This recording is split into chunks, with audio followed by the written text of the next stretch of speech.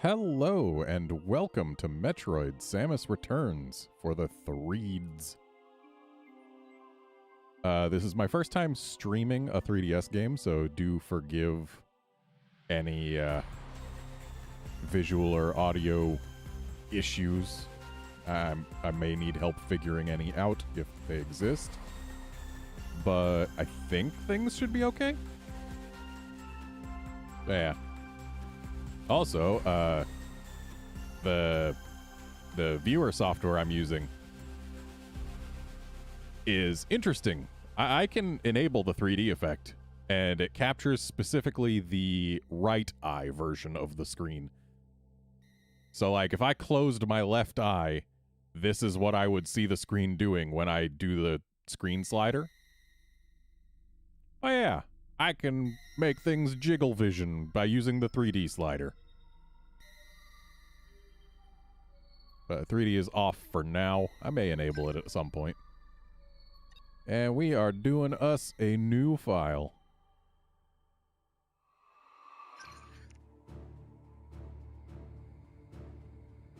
Okay, I'm turning 3D on. I like it.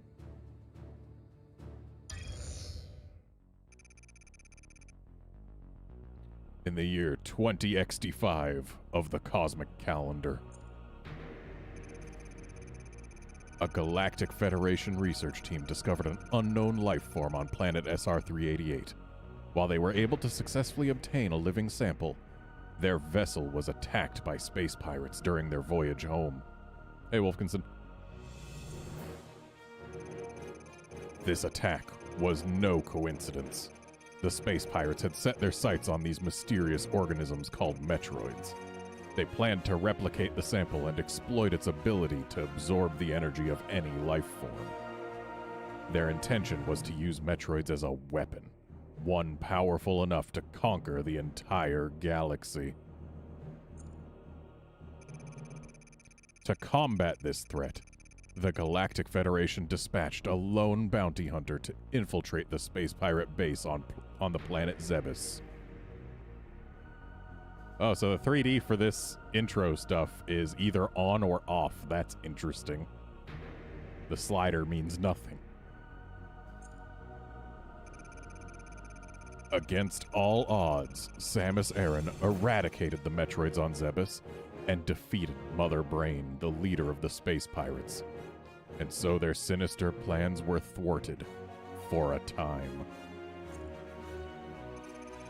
Concerned by these developments and the great threat the Metroid species still posed to the galaxy, the Galactic Federation mounted another expedition to SR-388. A special squadron of elite soldiers from the Galactic Federation Police was dispatched to investigate. The team soon went missing, but not before transmitting a small sampling of data back to headquarters. Analysis of this data confirmed a Metroid presence within the interior of planet SR-388. So long as they continued to exist, these Metroids would forever pose a devastating threat to the galaxy. The resulting decision of the Galactic Federation Council was immediate and unanimous. Samus Aran, you must exterminate the Metroids once and for all. And so our genocide mission begins again. Hopefully audio is okay.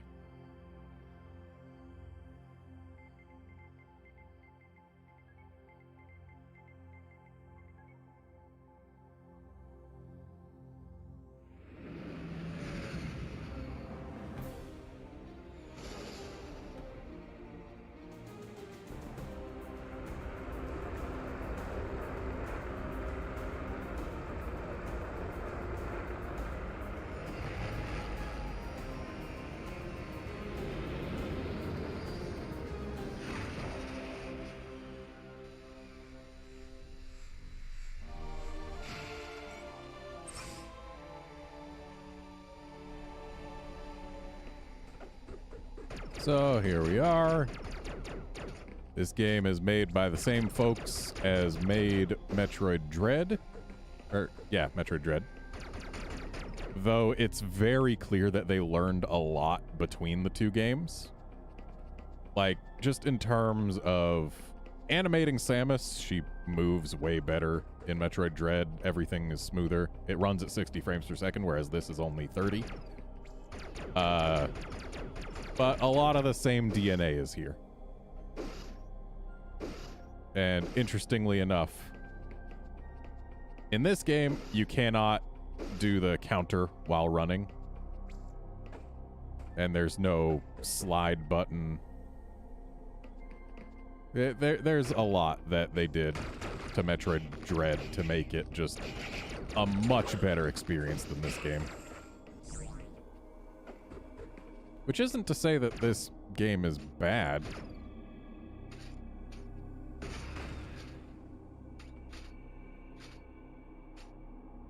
Oh, my R button is not functioning completely properly. It's having some issues. Why would I enter free aim mode to shoot that when I could just wall jump, game?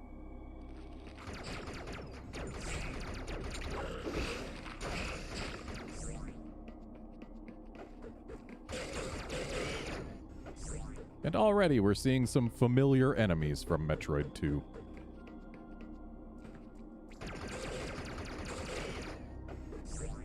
Yeah, hopefully the R button thing...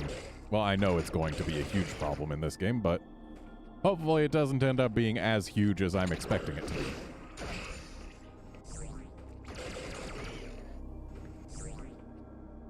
Uh-oh, a Galactic Federation guy had a bad time here.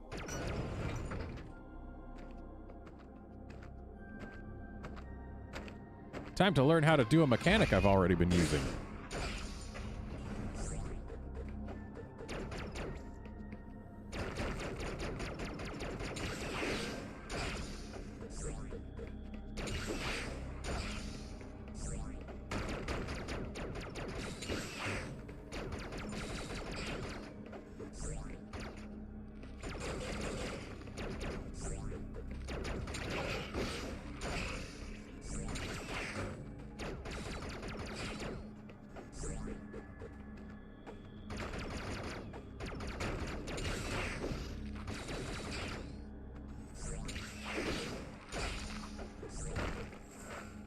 Crumble blocks. It's amazing how much longer it takes to save in this game versus the original Metroid 2.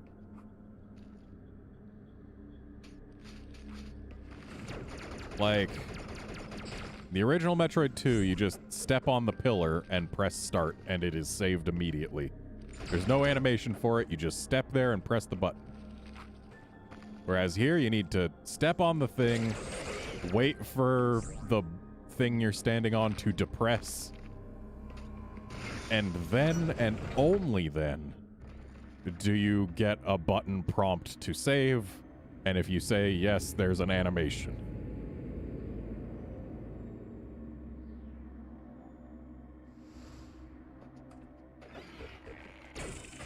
Hey, look, it's Morph Ball.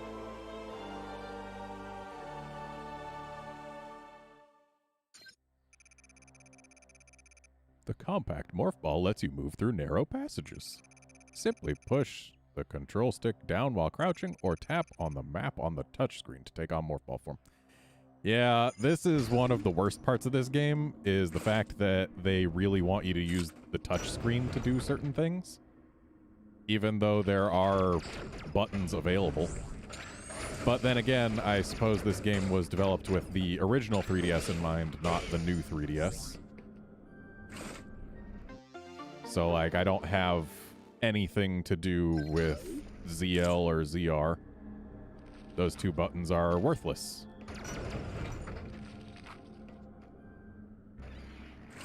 Yeah, Metroid Dread did it right, having a trigger actually start Morph Ball for you. But then again, this game does it the way every single Metroid game prior to it did.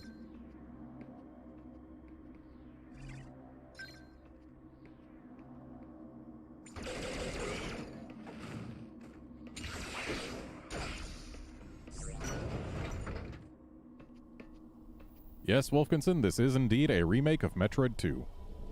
Officially licensed by Nintendo.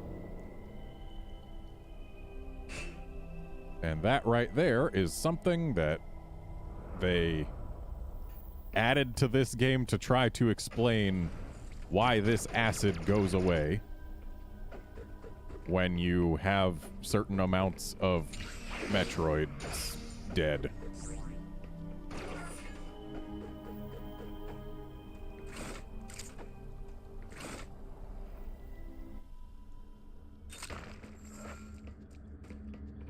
Oh no, more GF troops are dead.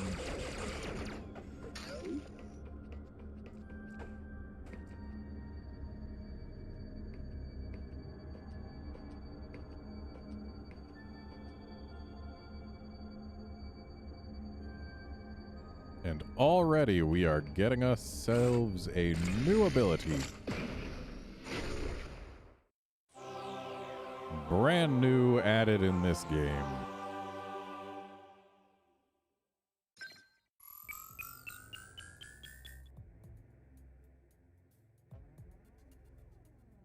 So now we can use Aeon stuff, like Scan Pulse. Scan Pulse uses Aeon to scan an area. Use it to reveal map information and the location of breakable blocks. So we press up on the D-pad to equip, and then A to use. That's... like, honestly, I think I would rather have them do it the way Metroid Dread did it, where you press a button to, or you just press and hold to both equip and use the thing. Metroid Dread had a very elegant solution for its Scan Pulse-like thing. And I just countered two things at once.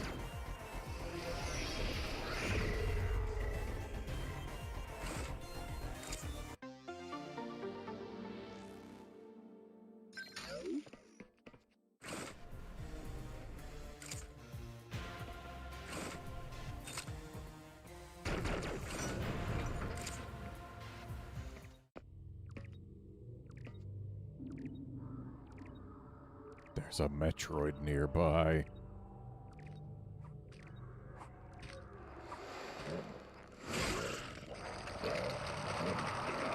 So this is one thing that this game shows us that the original Metroid 2 never did.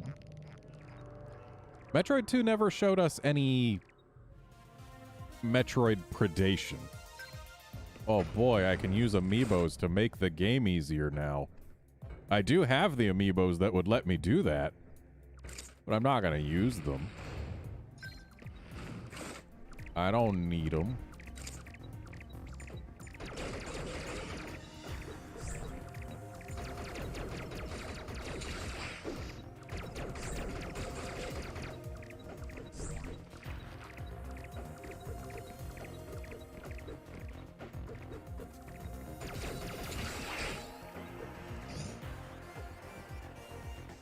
Well, can't get through that yet.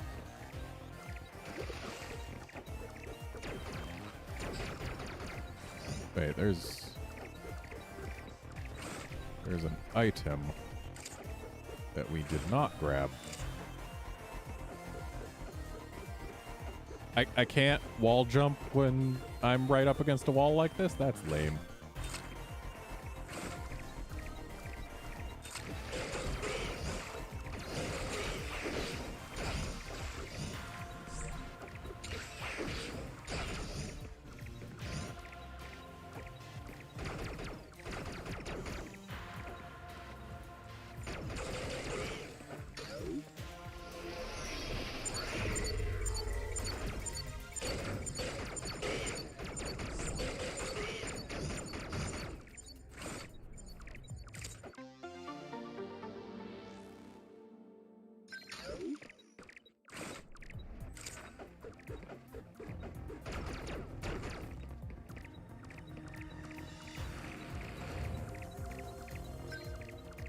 This game also has a lot more save points than Metroid 2 did.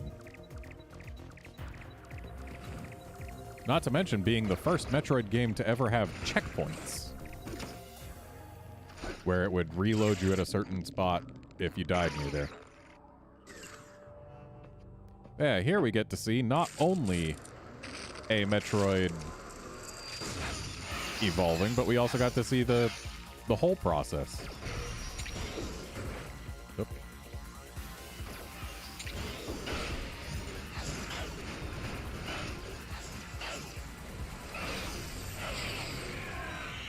And thus, we have killed our first Alpha Metroid. And stolen its DNA.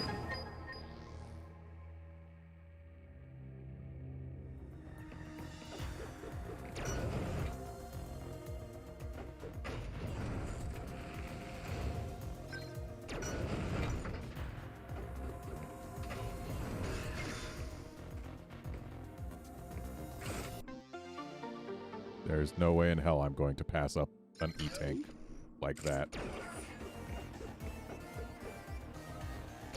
So, what do we got in here? Why, it is the charge beam. The charge beam did not exist in Metroid 2. It was first added to the franchise in Super Metroid, and yet it's one of those upgrades that feels so natural, it's hard to believe it wasn't always there. The charge beam gathers energy, which is then released all at once. This power can be used to open charge doors.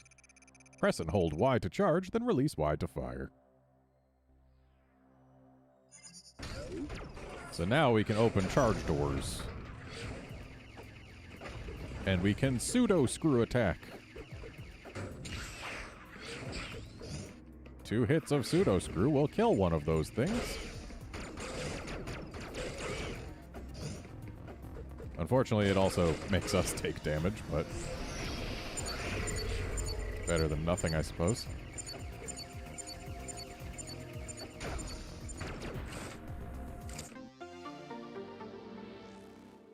And yeah, Wolfkinson, Alpha Metroids are no big deal. Though they are slightly more and or less of a deal in this game than they were in the original. Because like in the original, they took 5 missiles to kill. But they moved around in ways that made it likely that they would bump into you at least once. Not to mention the fact that there was no counter to basically just get an instant kill on them.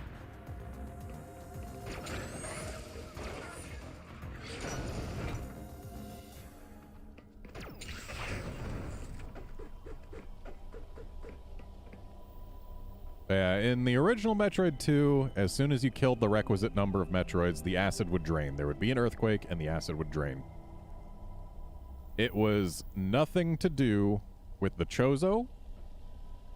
If anything, it was arguably something to do with the Metroid Queen. But in this game, they gave us this arbitrary Chozo thing. Like, oh, you need to prove that you've stolen the DNA from a correct number of Metroids to make acid drain. Like, this way of basically explaining a previously unexplained mechanic, if anything, it seems to add culpability to the Chozo for everything that happens here. Like, yes, the Chozo, her lore, did create the Metroids. But like, the Chozo didn't control the Metroids. Anything that happens here is not under Chozo control. And how do the Chozo know how many Metroids are in any given part of the planet? Like, it's very video gamey.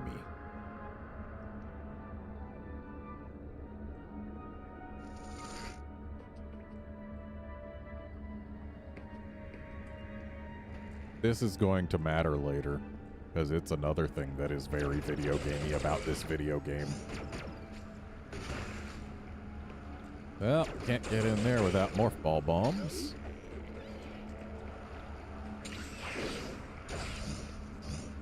And that right there, if you watched me play Metroid 2 a few days ago to the very end, you know what that looks like. And its presence here is honestly probably the worst part of this game. So these yellow walls are too goopy to be wall jumped on. If you try, you just go gloop gloop. And it doesn't work.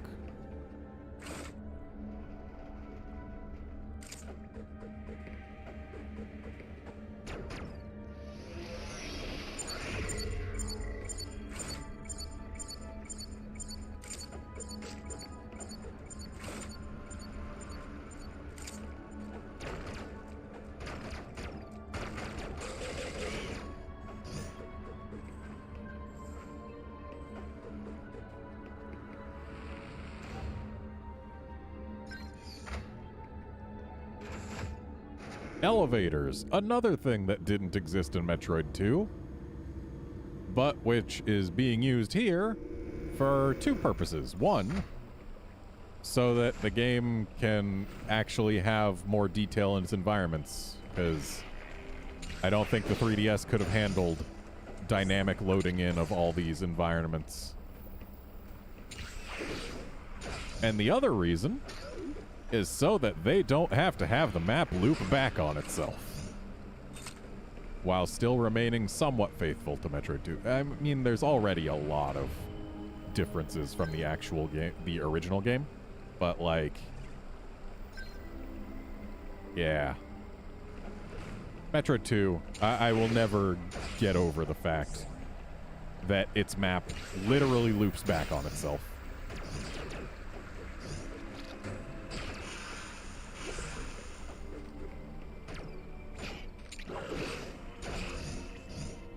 So, the acid here, in the original Metroid 2, it did 1 damage per second. And here, it does much more damage more quickly. Hey, there's 4 Metroids that we gotta kill in this area.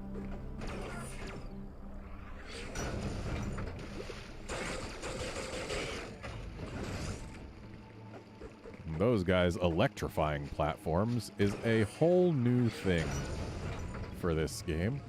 Also, time for another weird choice they made in this game. You see, we can already see that this is a hot area. Hot areas did not exist in Metroid 2. The Varia suit was just to save you some health when you take hits. But in this game, there's hot areas. And when you go into the hot areas, it plays the Norfair / Magmore Caverns music, just because, well, that's the music that you play in a place that's hot in a Metroid game. But the fact that it just completely replaces the ambient soundtrack with that, just because you entered a hot area, it's not ideal.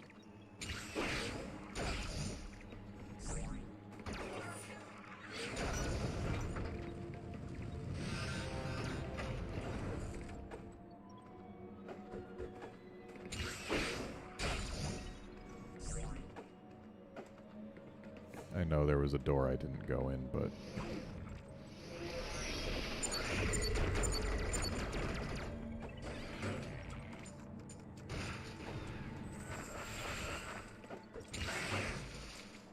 you know what? I'm gonna go in that door.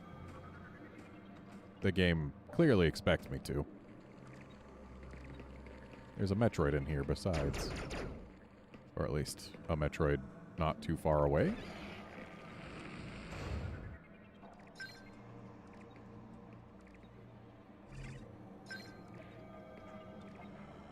And I'm going to turn off 3D mode. It doesn't really add a whole lot to this game.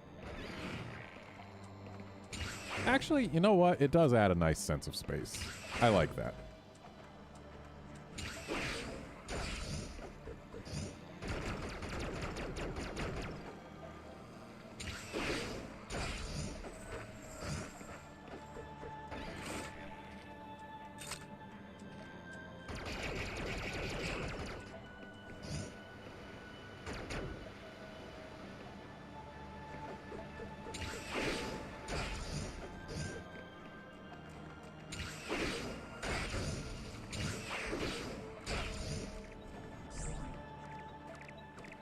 Oh, we got a Metroid shell. Honestly, I prefer how much more obvious the Metroid shells were in Metroid 2.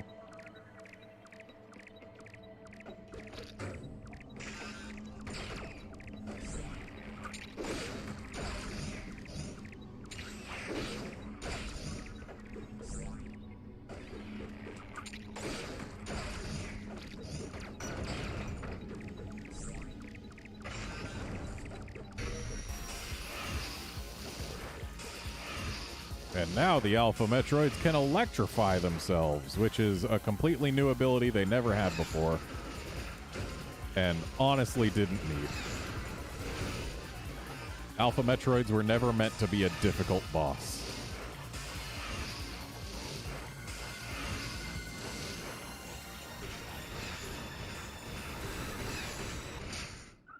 Oh. I was not aware my health was that low.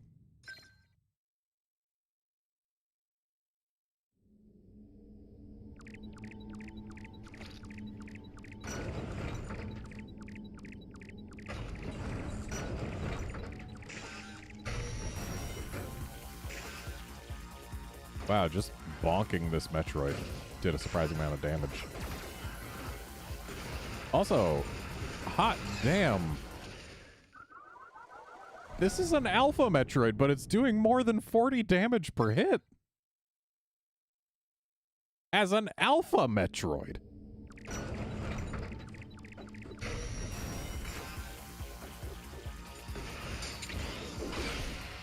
Like, honestly, in the original game, you could take bonks from an Alpha Metroid all day long and not really be in danger.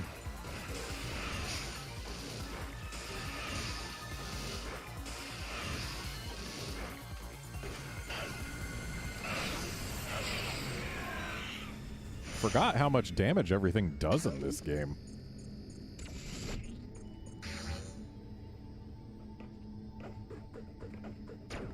Like, it is a dramatic departure from the original. The original, I accidentally died exactly once.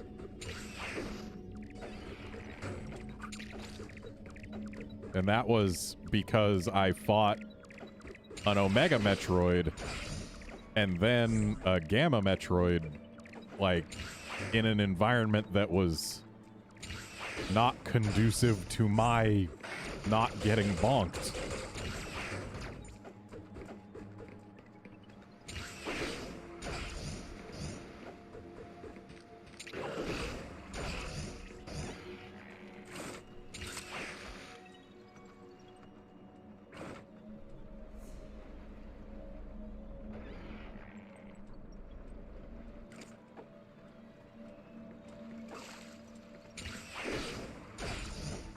Also, I'd like to take this time to point out that Metroid 2 did not have or need a gravity suit.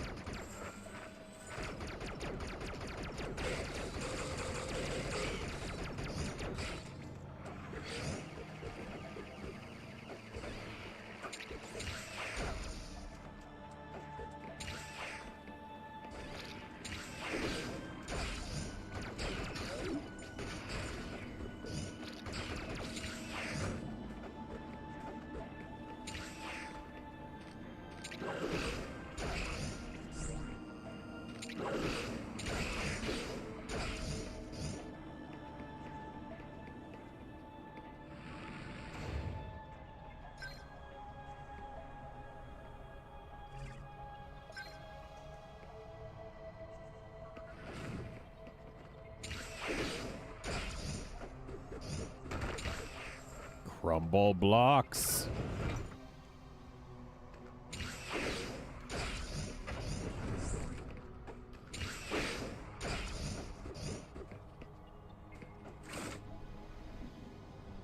have morph ball bombs. Can't go any further.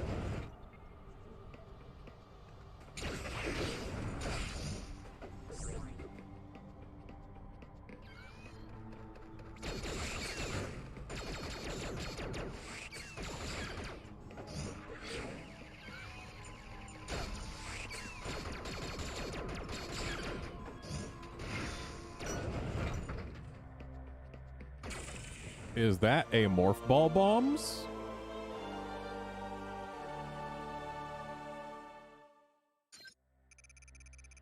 A bomb specially designed to be used with the morph ball.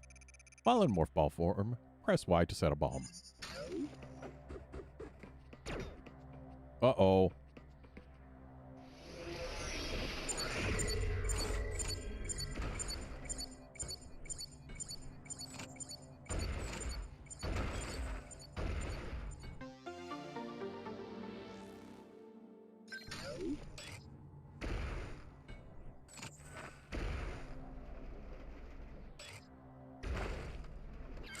Gotta sneak out.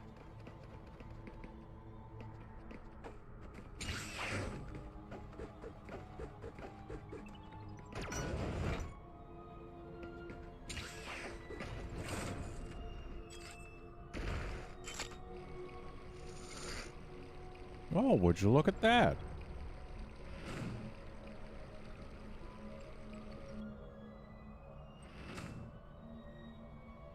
So this is a concession that this game made for the sake of backtracking.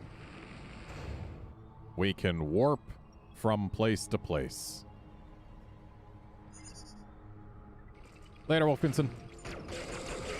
This is the first Metroid game to actually feature warps. And while it uses them decently well, I guess,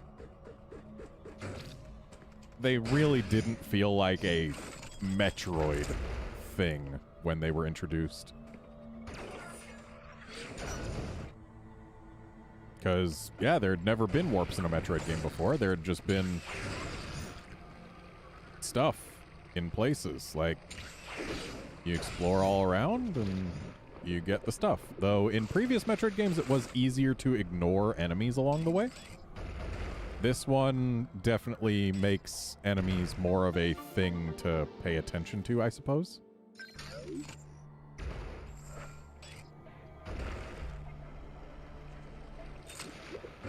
So, yeah, there's a reason that they added the warps.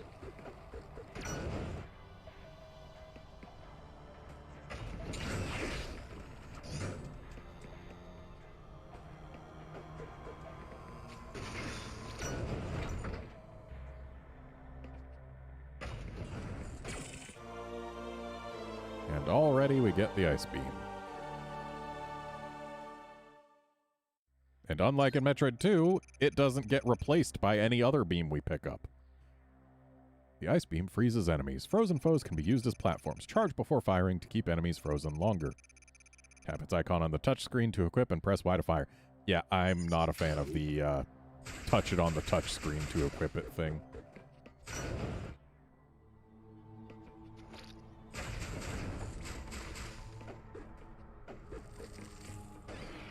I feel like there were more elegant solutions available.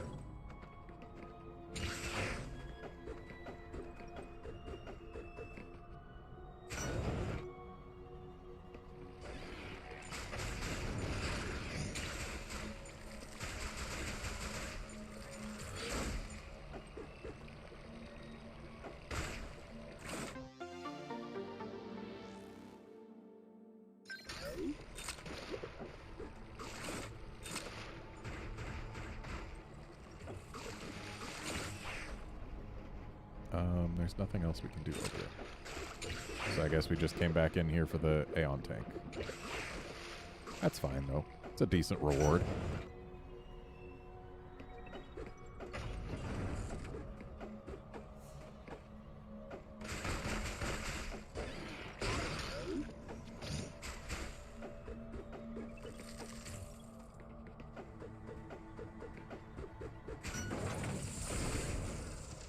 So that little zippity zap means that that was a one-way door. Wouldn't have been openable from this side, I think. We got a Metroid shell.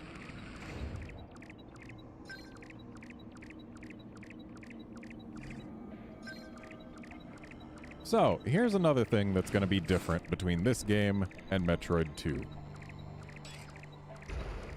Oh, right. We need to do that. In Metroid 2, the Ice Beam only affected larval Metroids. No other Metroid had anything meaningful happen to it as a result of the Ice Beam.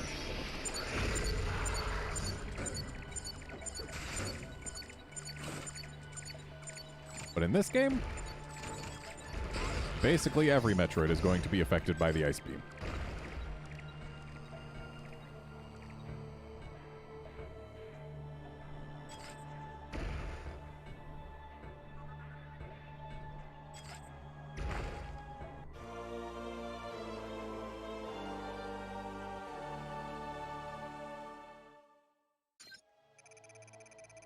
The Spider Ball can stick to and move along walls and ceilings. While in Morph Ball form, hold L to activate. It's kind of annoying that it's a hold, when in the original game it was a press.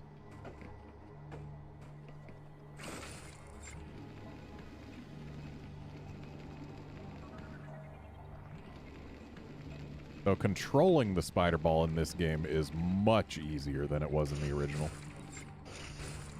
And I suppose having it be a hold does let us do things like what I just did.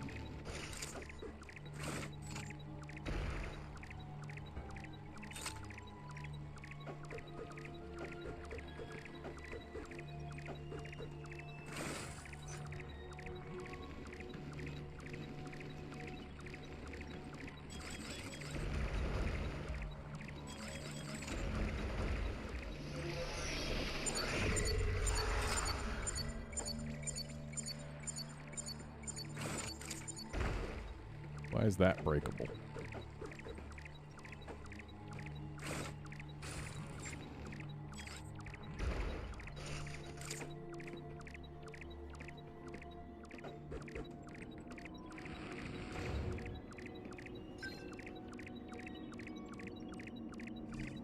My health is pretty low.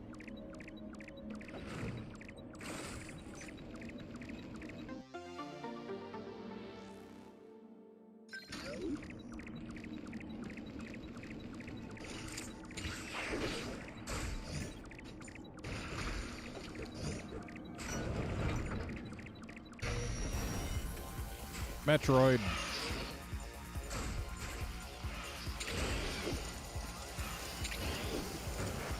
Well, I pressed X way too early there.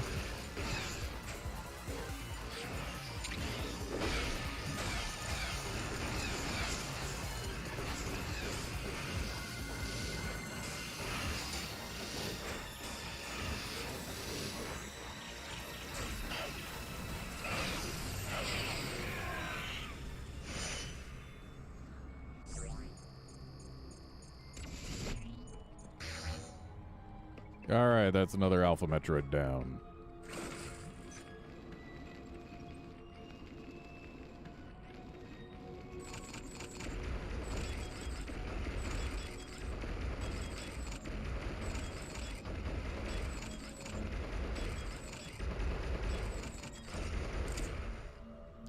So, none of those blocks seems to have been breakable.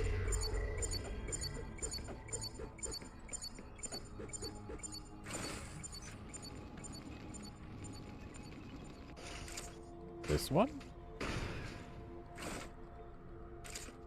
Did I seriously not attempt to bomb that block? Hello, E-Tank. I wanted you.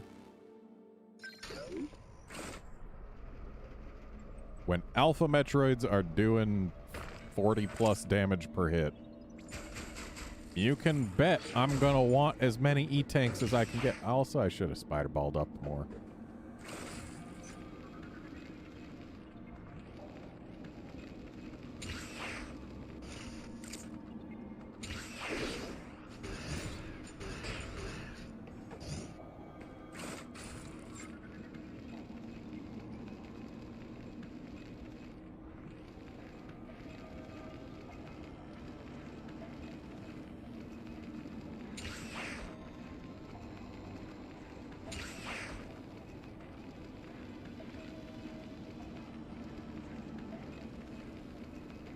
Just seeing where we can get.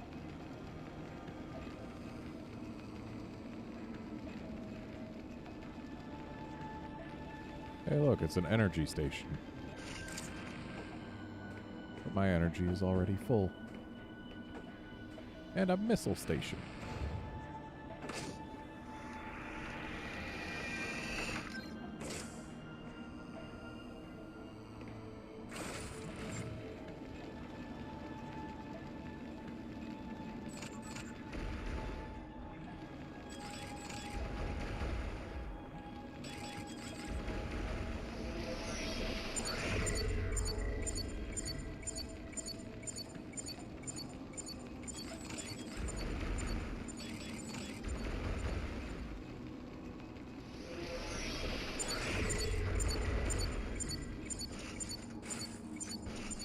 Maybe he shouldn't have dropped right there.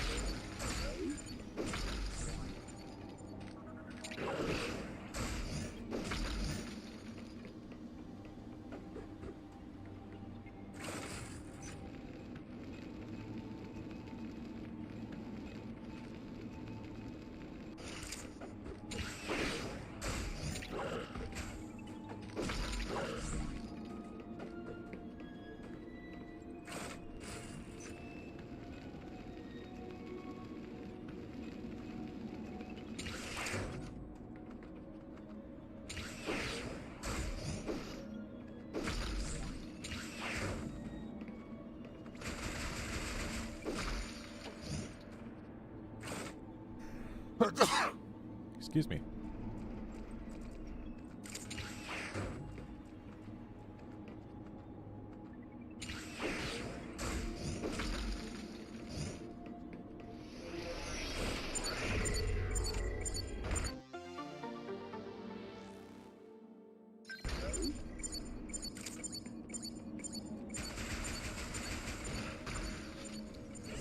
I always forget that the ice beam itself cannot kill anything.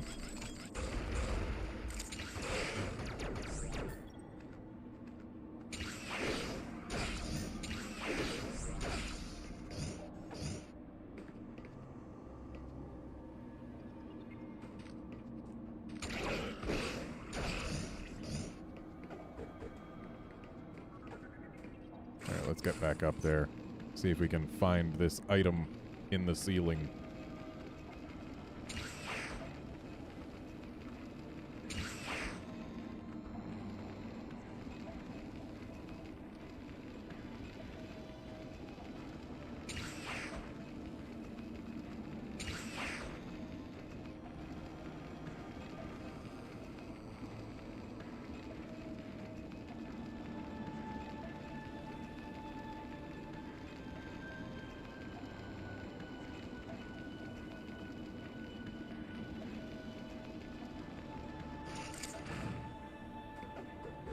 Oh.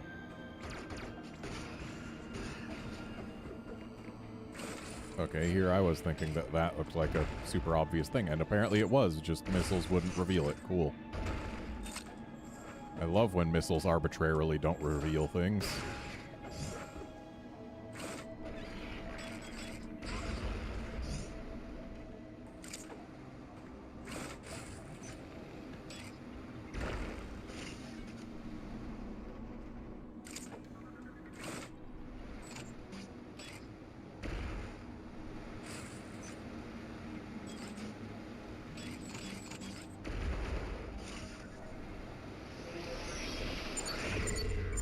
Oh ho.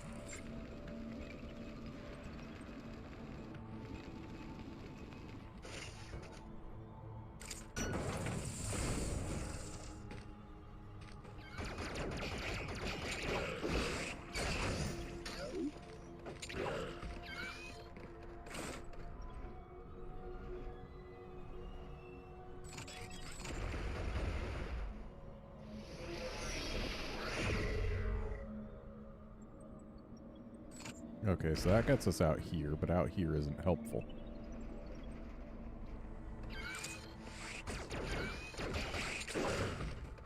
And we can't get through there without Spazer. So I guess we went up for no real reason.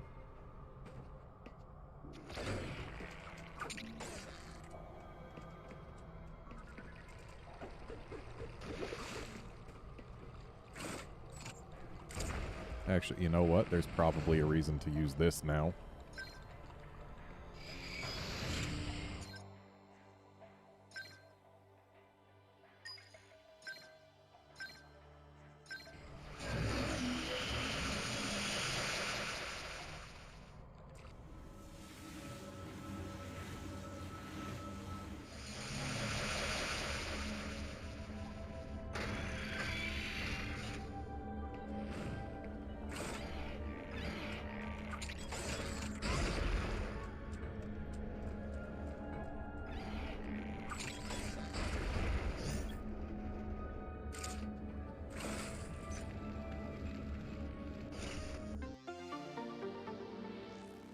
Not gonna lie, I kind of miss the feeling of constant progression that the original had.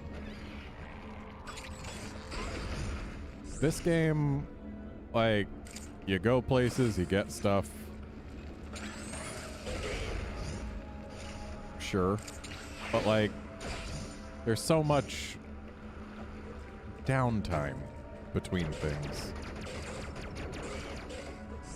And in the original, it's like, you're exploring places, yeah. But you're just going and going and going. Like, everywhere you go, it feels like you're finding something you're supposed to. I don't get that same feeling here.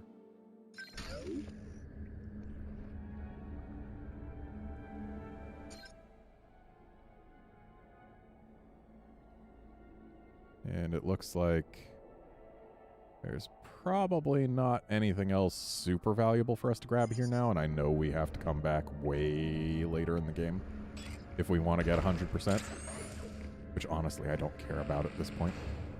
I've already 100%ed this game, and you don't get anything special for 100%ing it. You just get stuff for going fast.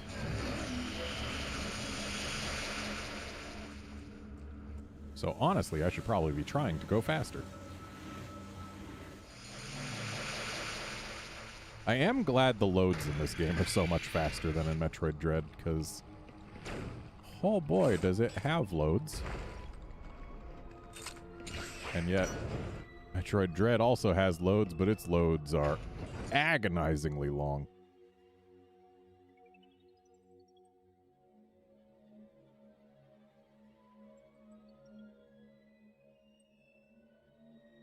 Okay, what do I need for where? And what's this little fellow with the red dot? Well, it looks like we just keep going down.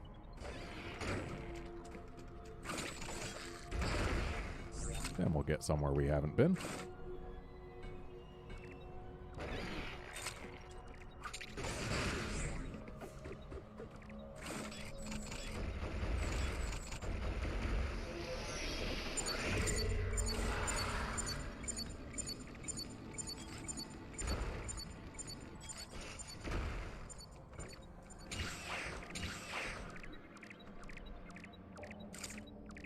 Why do I smell another Metroid over here?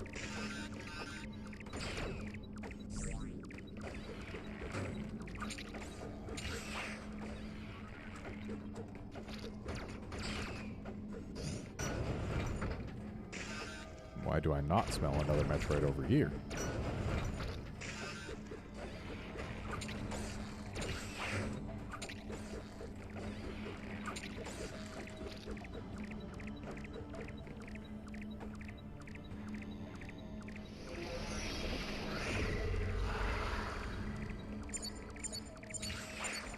Oh.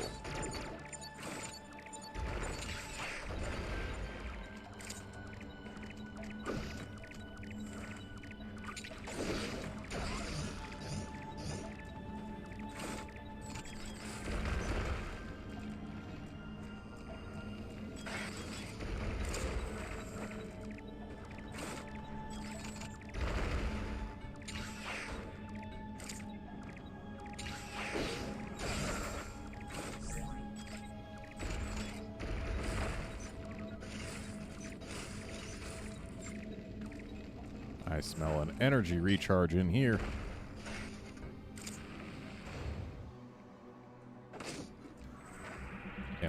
Energy recharges are always welcome. 100% of the time.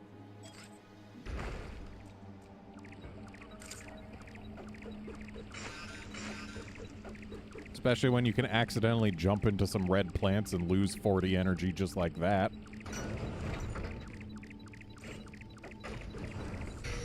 Metroid.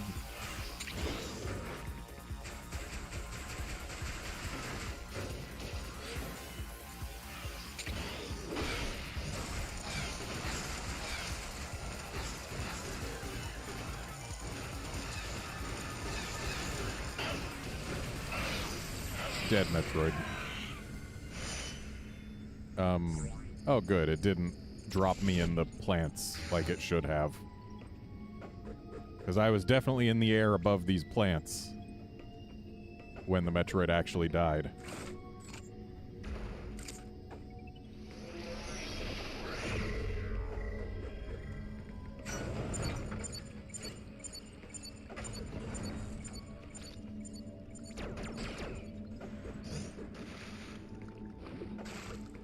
I needed to freeze that fella.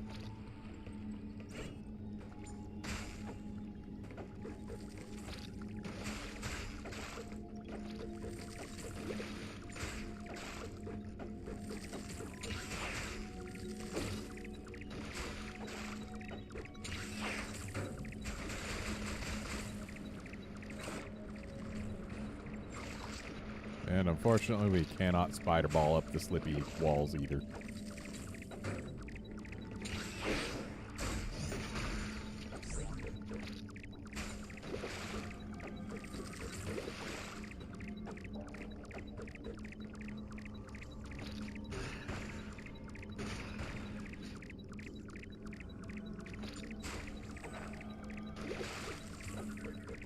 Game, please, don't have missile blocks recharge like that.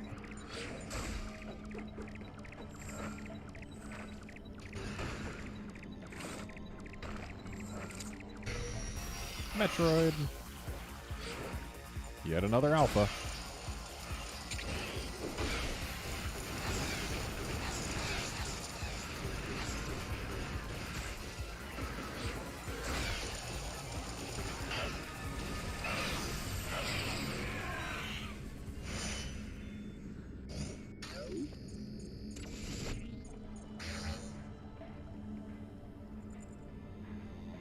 And time to lower the acid again.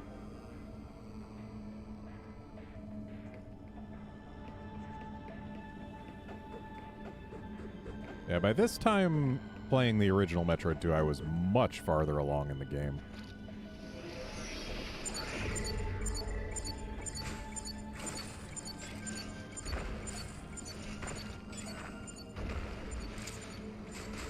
Considering that game, I spent 3 hours playing. Like 3 hours, 40 minutes, if you account for all the time I spent playing. And here we are, what, almost an hour in, and we're only at the second lowering of the acid. Maybe actually that's closer. I thought it was later than it is. Feels like I've been playing longer. Anyway, we gotta get up.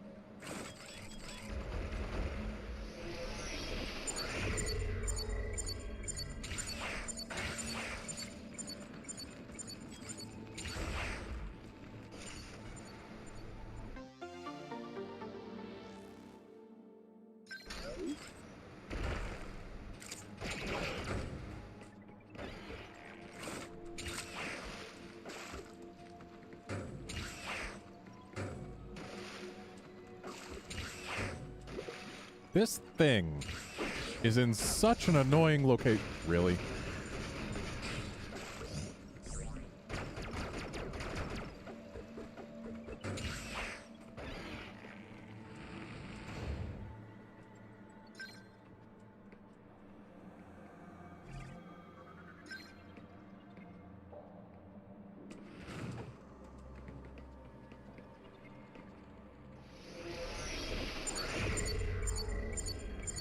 Well, there's definitely some kind of hidden block off screen there.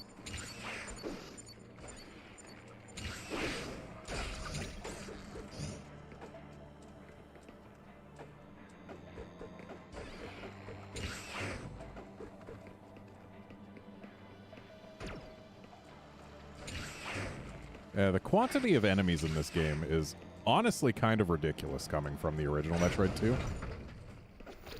The original Metroid 2, you rarely ever had more than like 2 on screen at a time.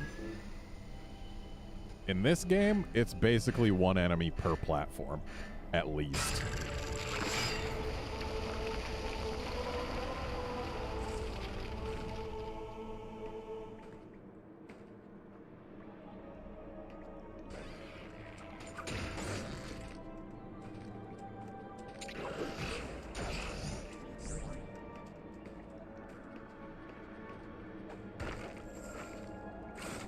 Rumble blocks.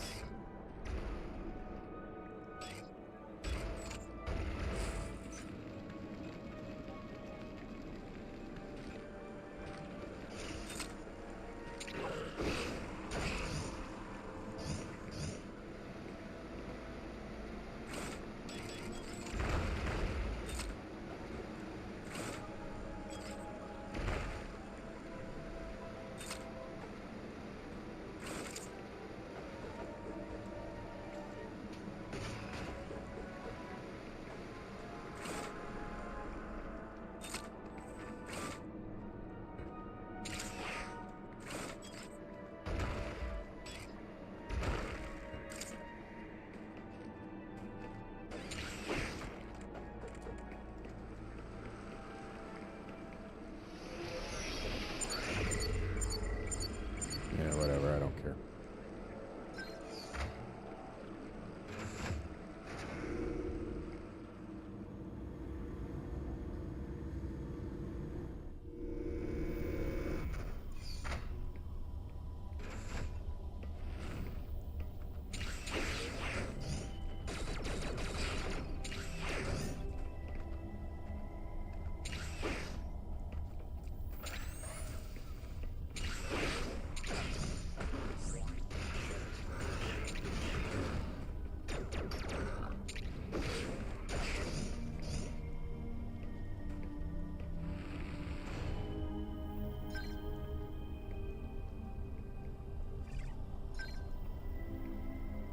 You know, it's interesting. Looking at this environment on my 3DS screen versus on the capture. The capture, due to its not having 3D, like since it's a 2D image, it makes things seem a lot more purple than they do to my eyes. Or like the purple looks more saturated. That actually might not be because of the lack of 3D or anything. It might actually be more a result of just the way the capture captures things, but it's an interesting difference.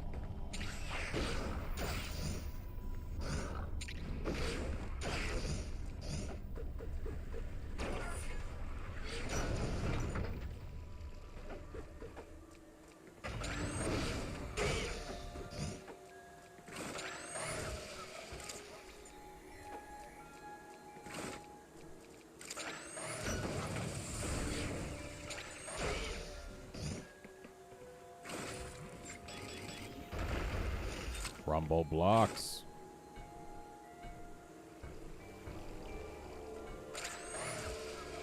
Nice try, little fish dude.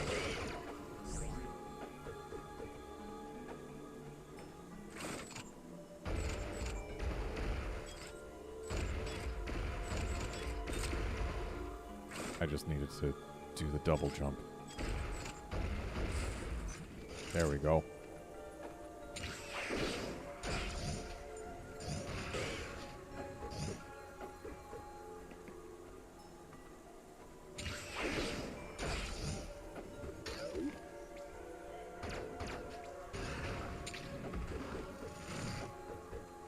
And we got another warp here.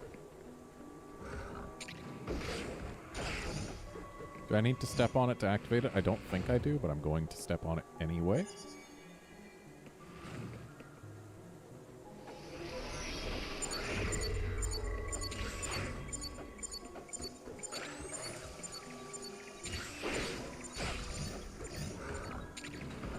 And we got us a Metroid shell.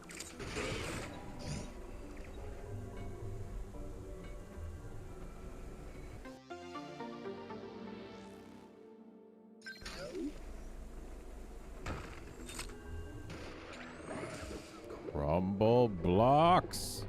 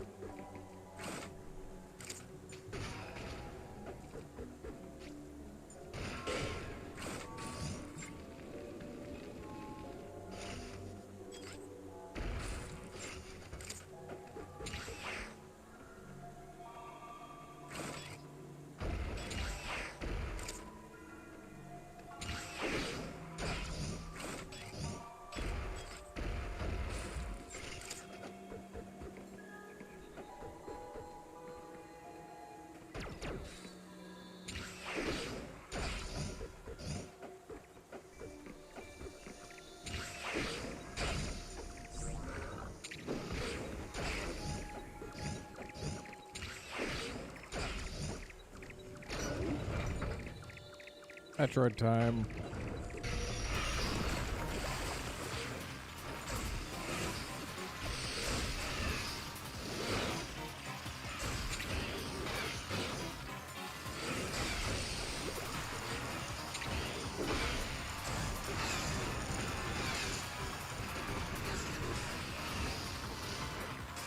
And for some reason, this Metroid can make itself all fiery.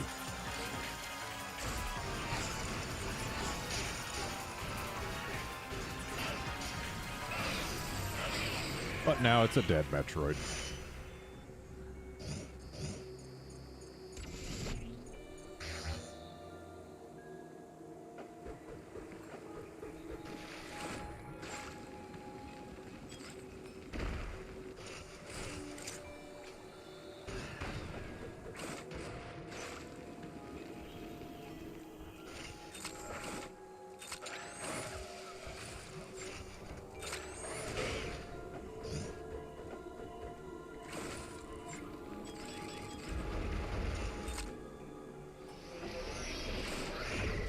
Okay, so there's nothing actually up there.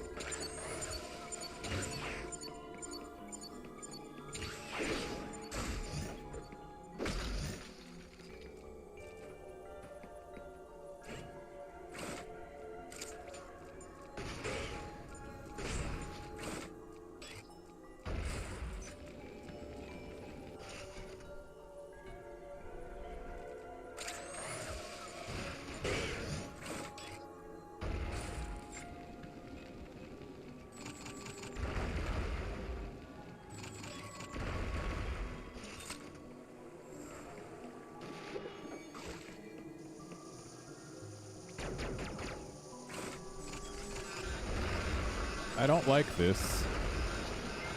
Wow, that did a lot of damage real fast.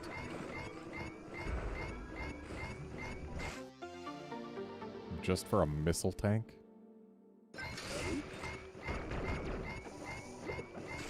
I'm gonna die on my way out, aren't I? Because you need water to get that stuff off you. Yeah. Killed by an environmental hazard.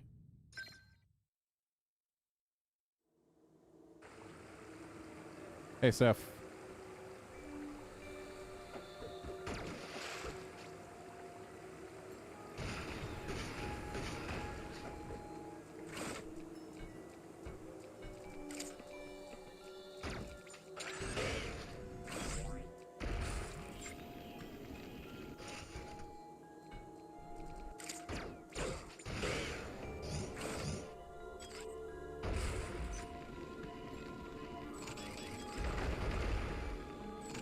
I don't know why I'm going for it again, but I am.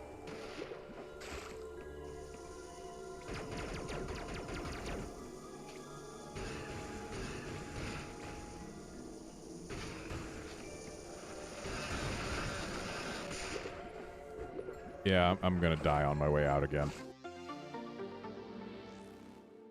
I need to stop going for this missile tank. It's just 3 missiles.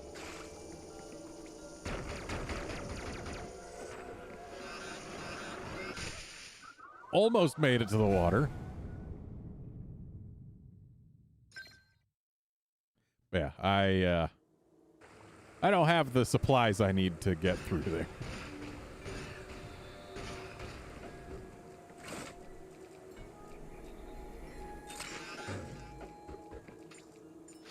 If I was at full energy, I'd be able to.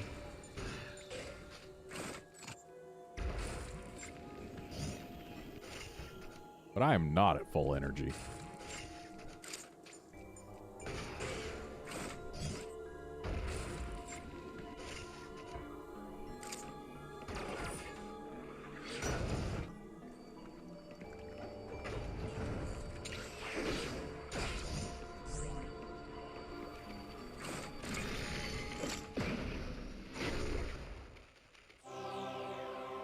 And now we have lightning armor.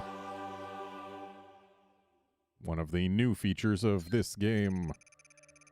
Lightning armor creates a protective electric barrier. Aeon is consumed anytime it prevents physical damage.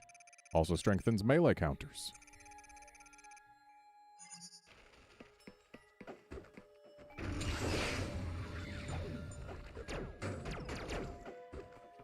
I mean, it strengthens them, but not to a degree that's super noticeable.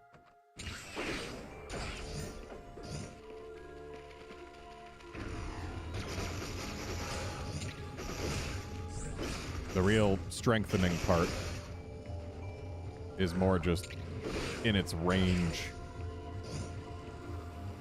Incidentally, having lightning armor on does not consume any Aeon just for having it on. You can run around with it on all you want. It only consumes Aeon if it prevents damage.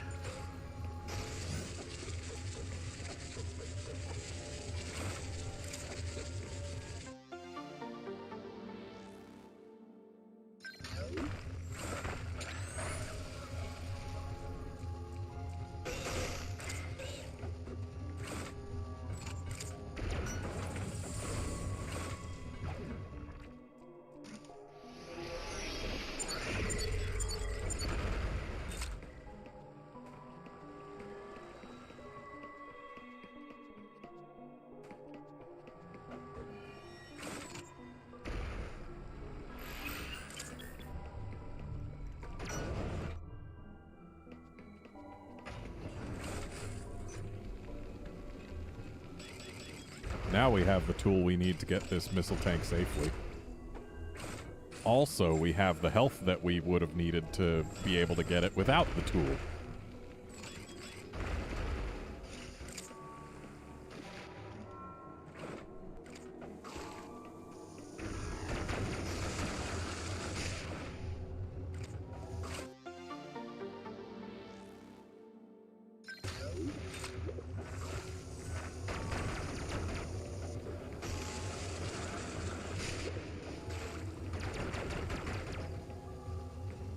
You know, when I first played through this game, I never went through it with the electric armor just on constantly.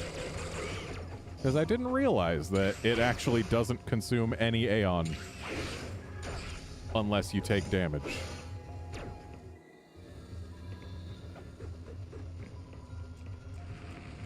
And now we take an elevator.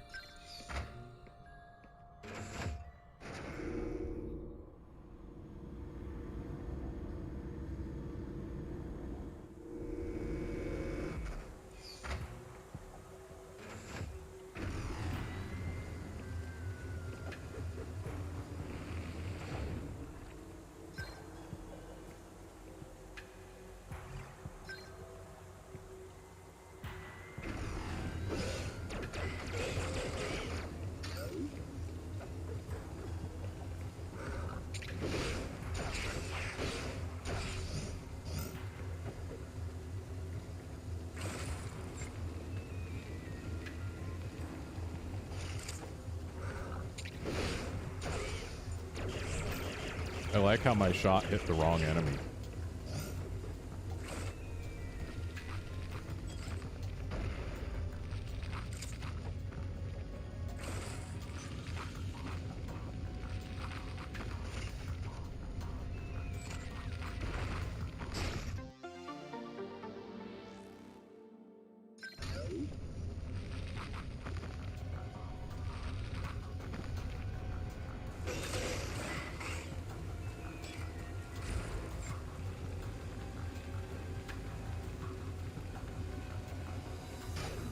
Oh, can't go any farther than that.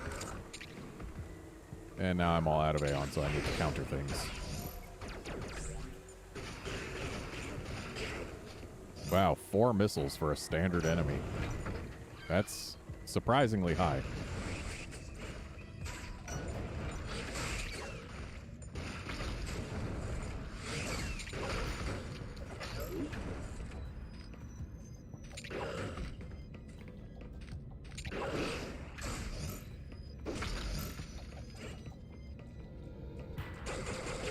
A Metroid shell.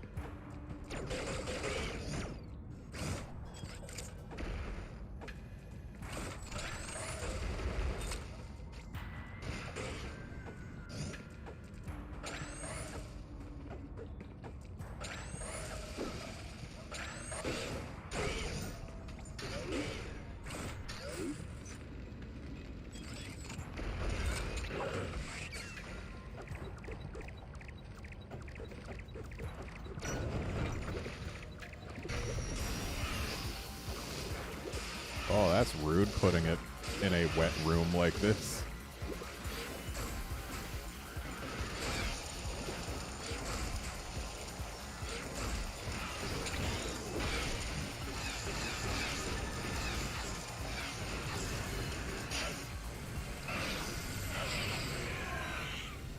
Thankfully, it died.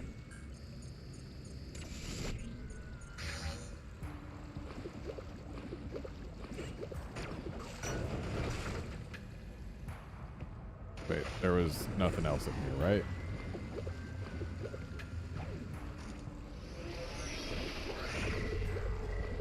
Yep, nothing else in here.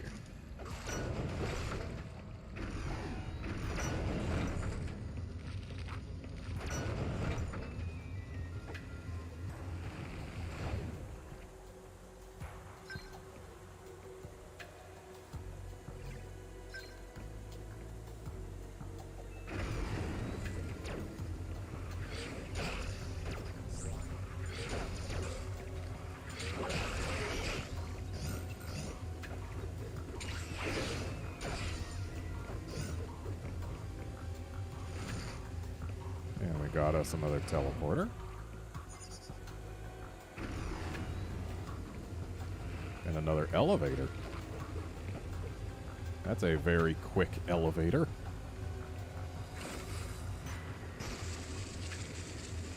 Now, do we have the Aeon to get through all of the nasties?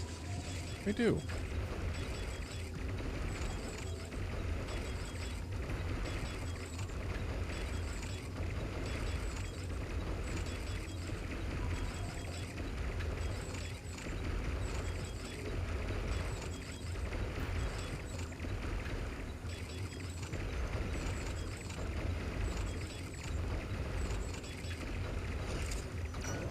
I smell a Metroid.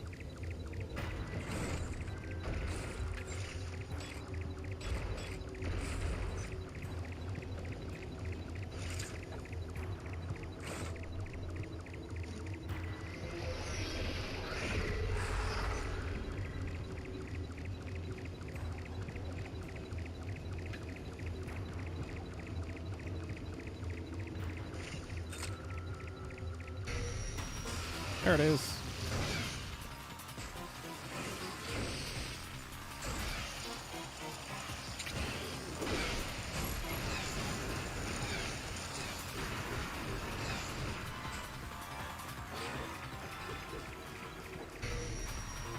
And here we have our first case of a Metroid attempting to run away.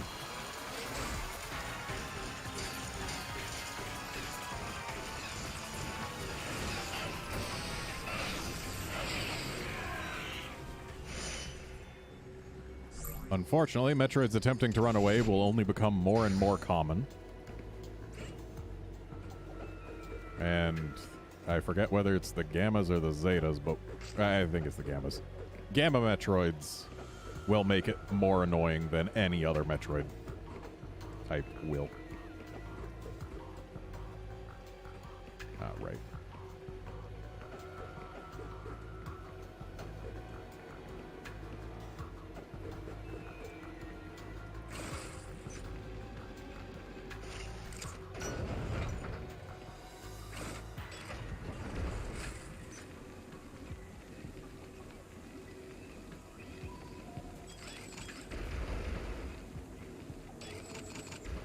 Well, this looks like the end of the line.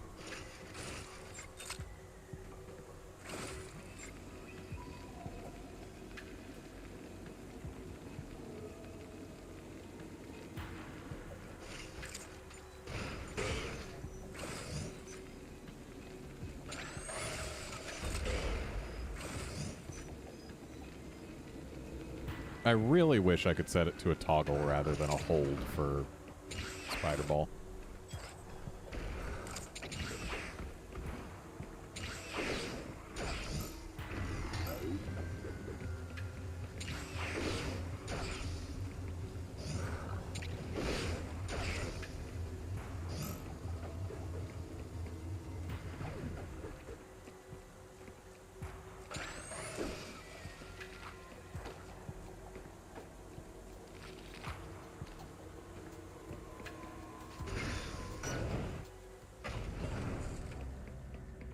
Well, that looks different.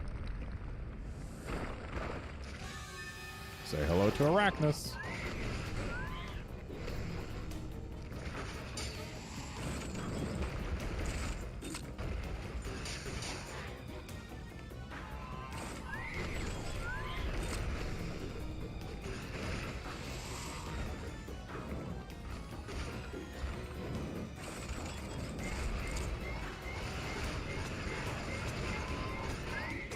Unfortunately, it's looking like Arachnus is going to kill me. Yep.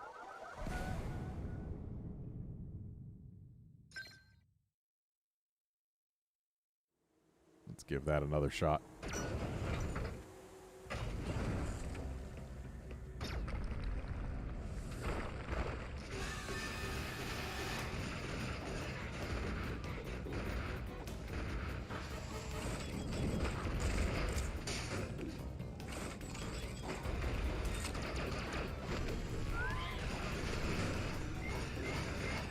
And Arachnus is going to kill me again.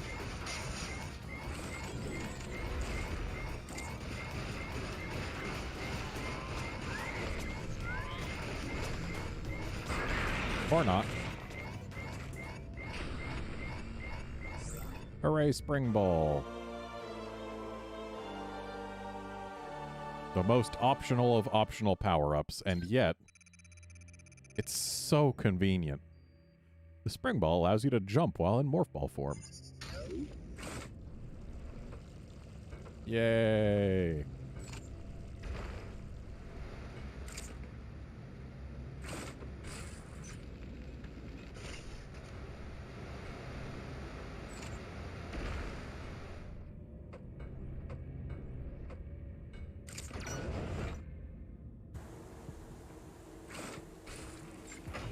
So convenient.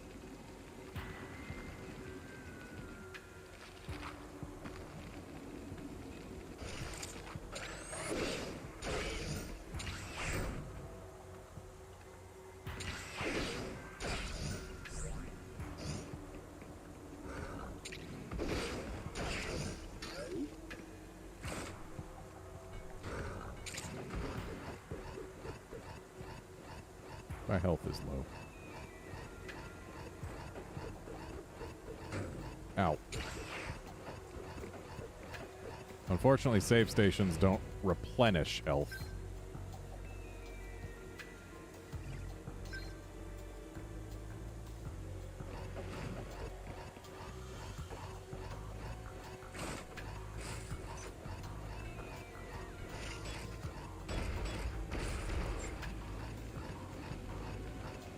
Let's see how high we can go over here. that high.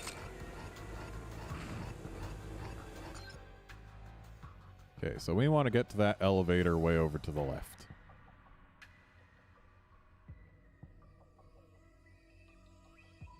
There's no particularly safe way to do so, but it'd definitely be safer if I wasn't bumping into random enemies on the way, that's for sure.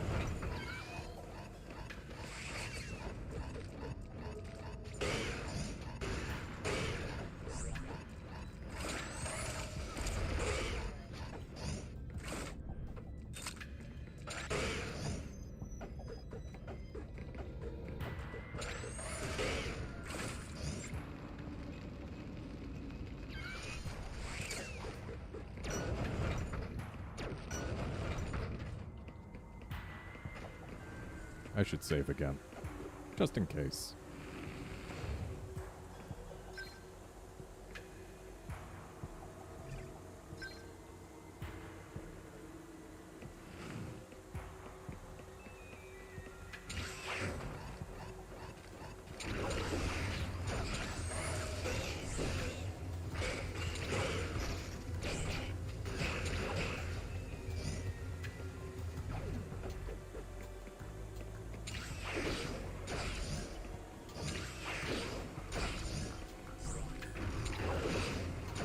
You don't get a whole lot of Aeon generation while you have the lightning shield active.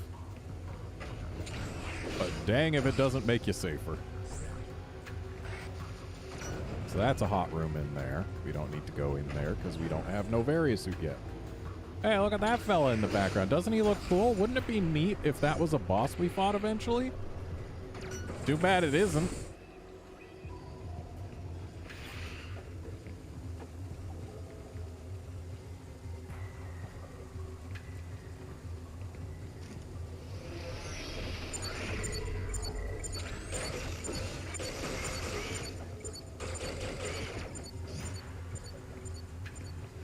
Alright, so this little area exists for no reason right now.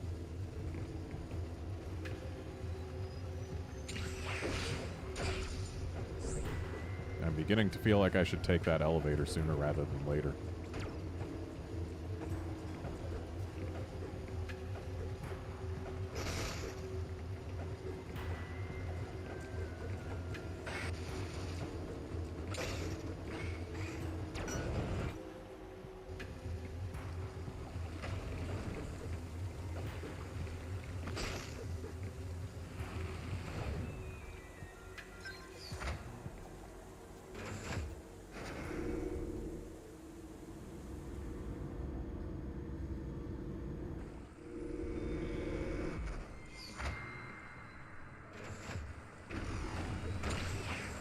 Rumble blocks. I hate them. Especially when they are disguised as other blocks.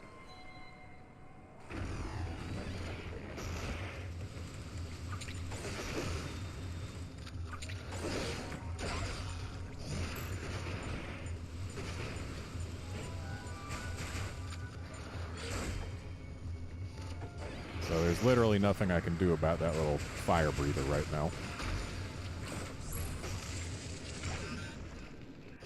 I ran out of Aeon.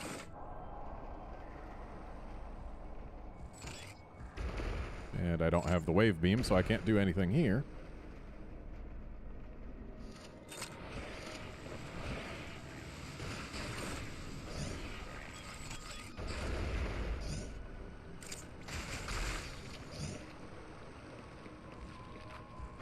And I can't do anything there. Did I take the elevator for no reason?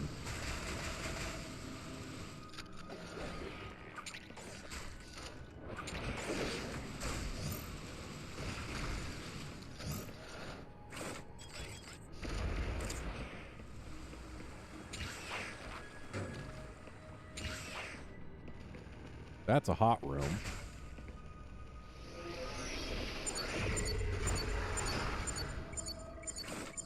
Okay, we can go in here.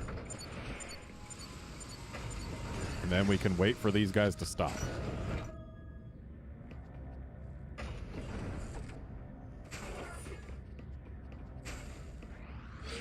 we gonna get the various suit right here? We sure are.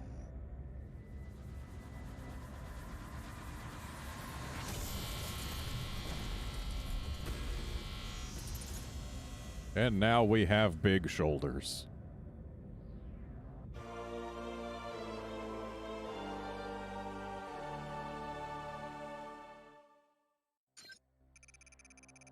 The various suit reduces damage taken from enemy attacks. It also prevents damage from extreme heat. Unless that heat comes from lava, in which case you need the gravity suit.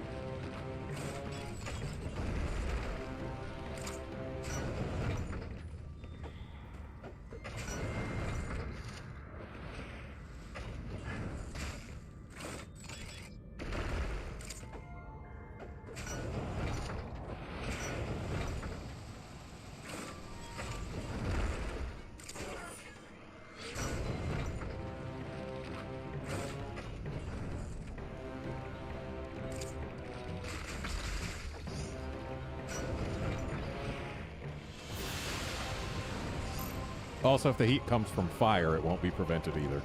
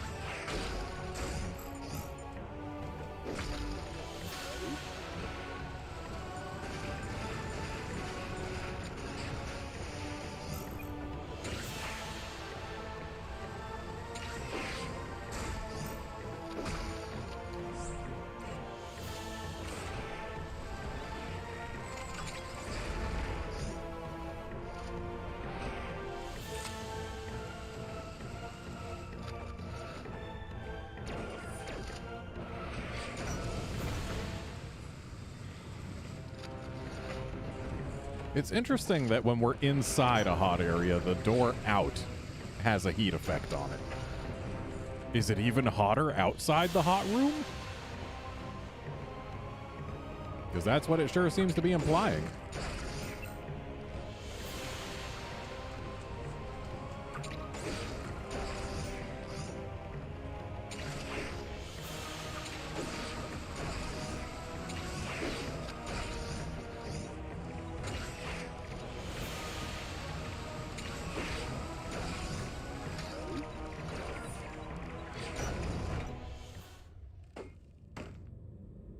And now we get our first Gamma Metroid.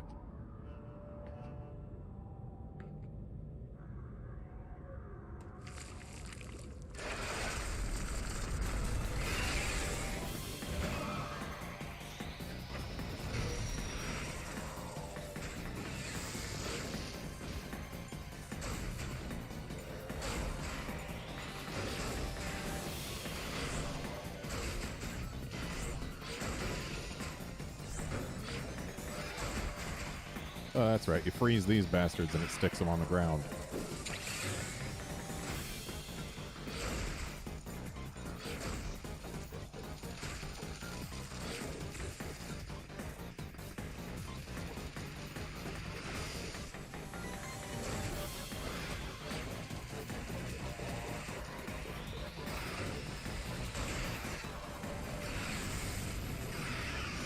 And apparently this one's weak as heck. Though it did do a lot of damage.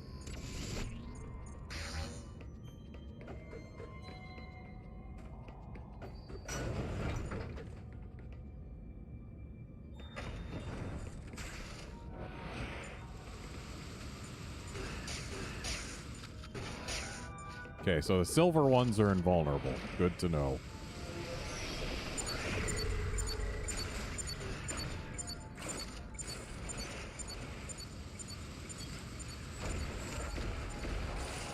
Of course that's a missile block.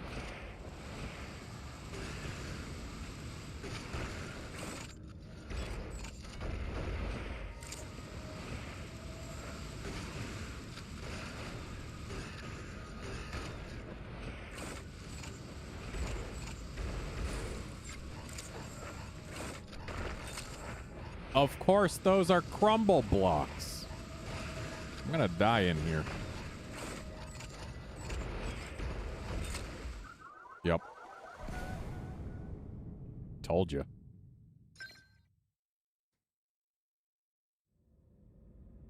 I hate crumble blocks.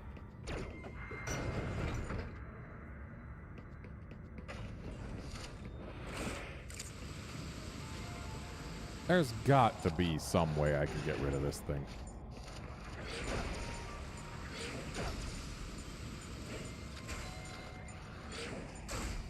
And yet, none of the tools I have at my disposal will work unless...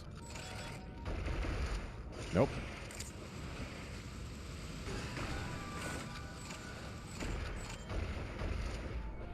I just have nothing that can harm these things.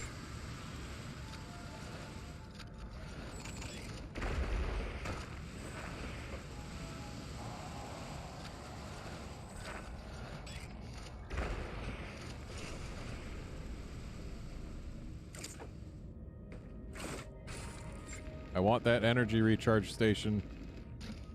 Can I reach it? Nope.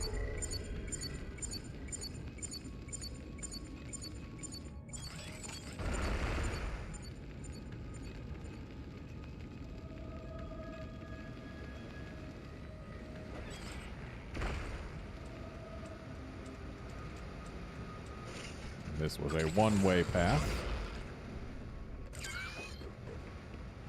Because we cannot morph bomb our way back in. My health is horribly low, and we're about to find another Metroid.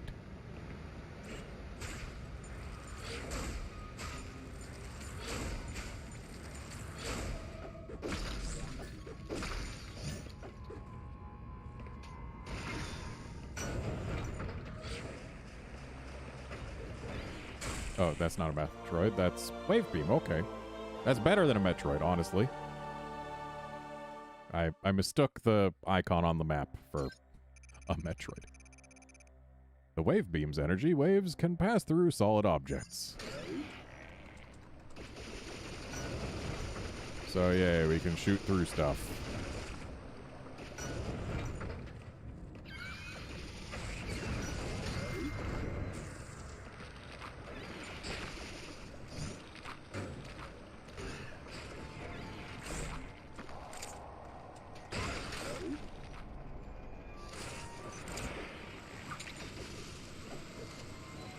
Let's actually visit the save down here.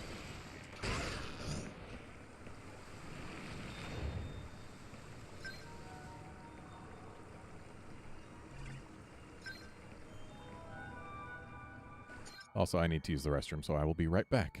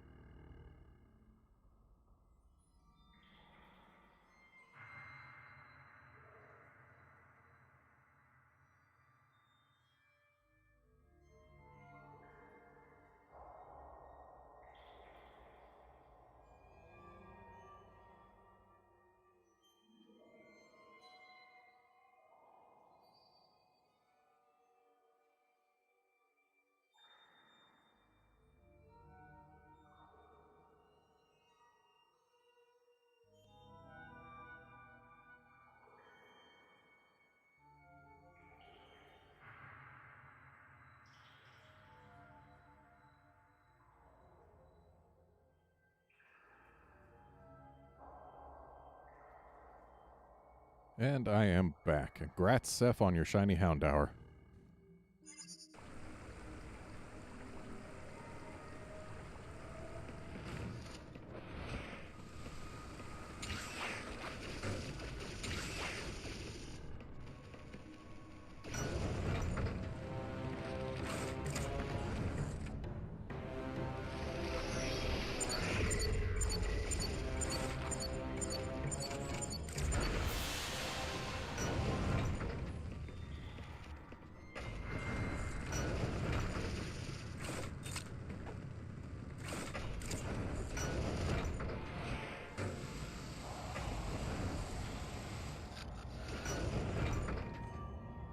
Hey, Reggies, what you've missed so far is, basically just me starting the game, right? I can't get in there without screw tech.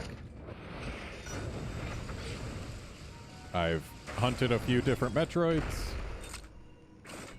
Mostly alphas, one gamma.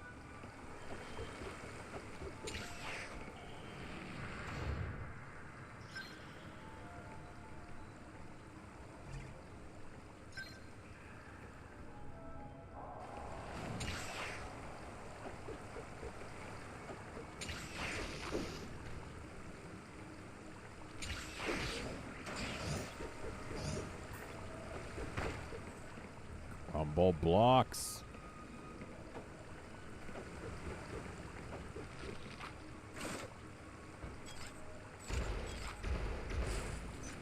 I can't get back out.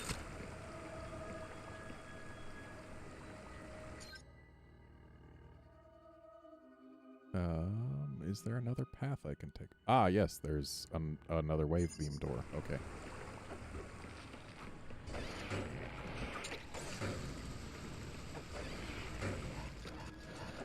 I need to stop letting every single thing hit me.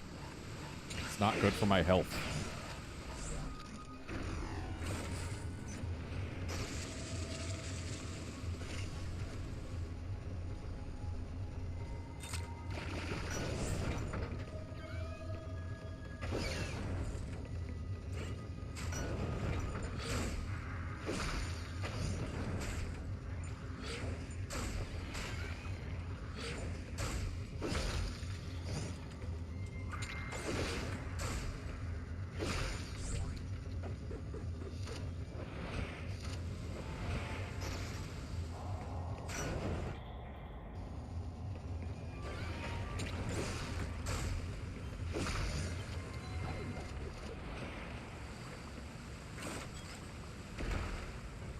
Hey, now we can get to that energy recharge.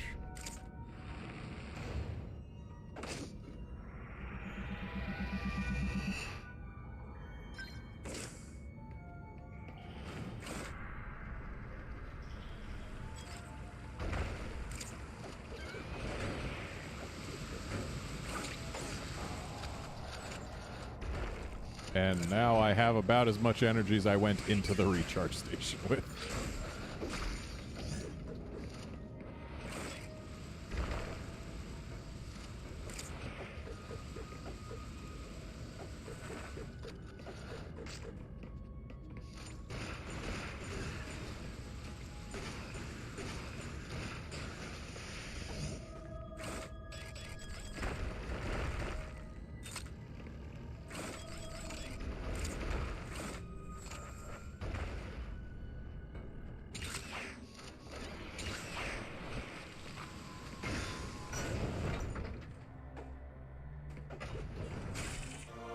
High jump boots, not bad.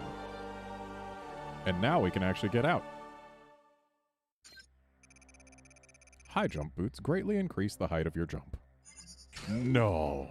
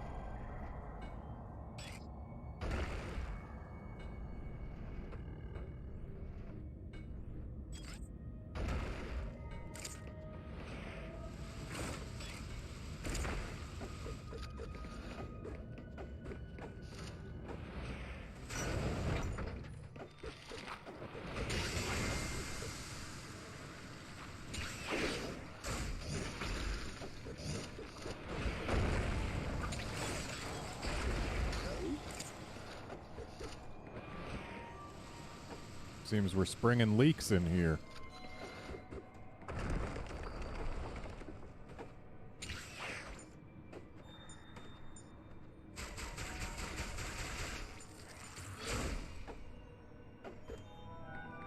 Yeah, that guy's a little too high to use as a platform, so oh well, we spider ball.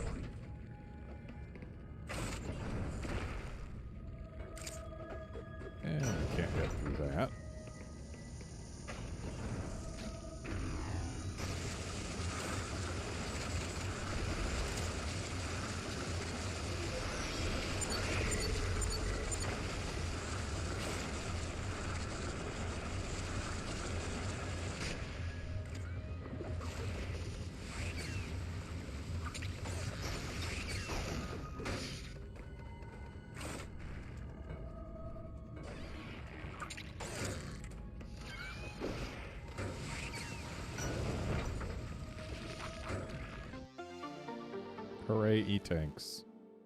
I love E-Tanks.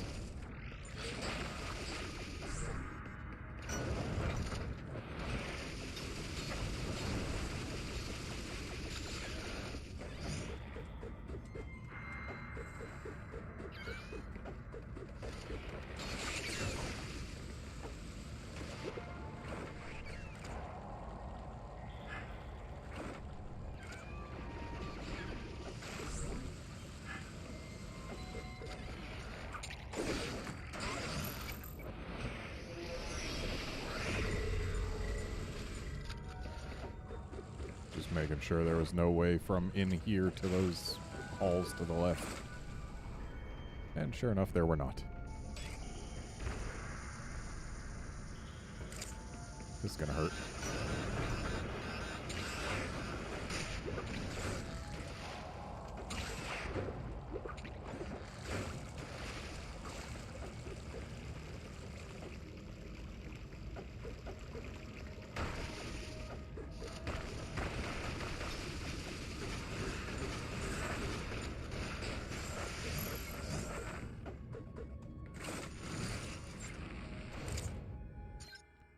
Let's see. Yeah, if we just teleport over there, then we'll be already where we want to be, so I see no reason I should not. Sure, I'm leaving some items behind, but in all likelihood, they're not energy tanks.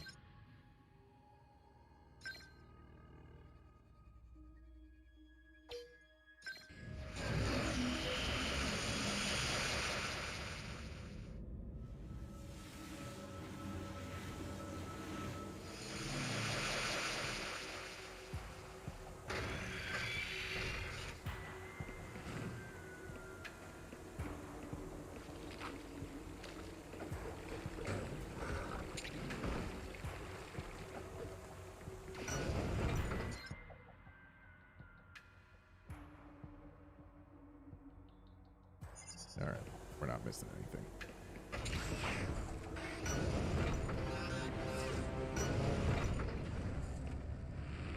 Cool, a trip through a hot room with lava for a missile recharge. Not altogether worth it.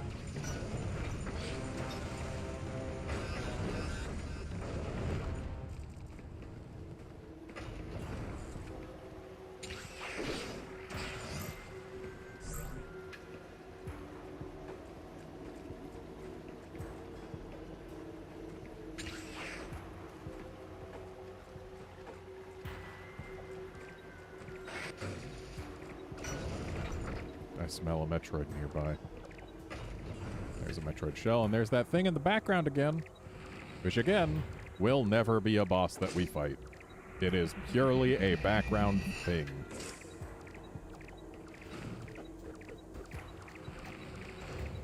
Kind of weird that they'd put an energy recharge and a save point right next to each other.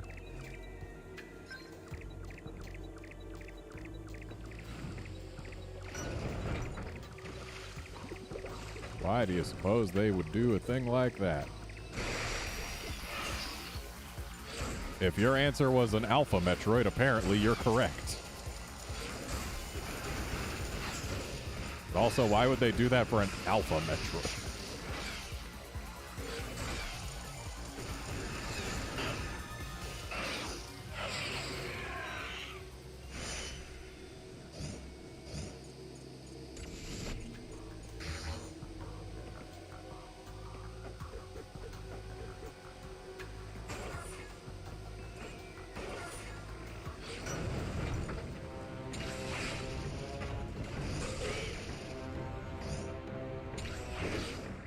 Hey, look, another Metroid shell.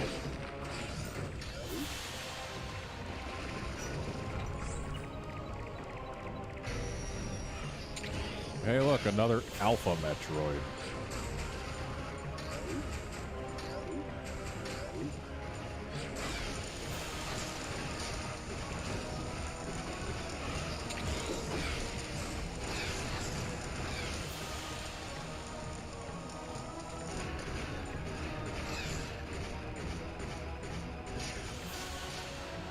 An Alpha Metroid that's a coward.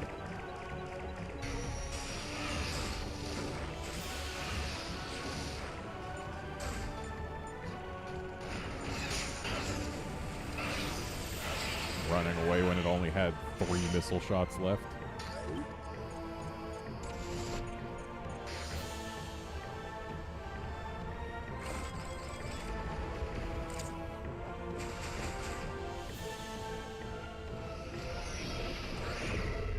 Really feels like that should have been breakable.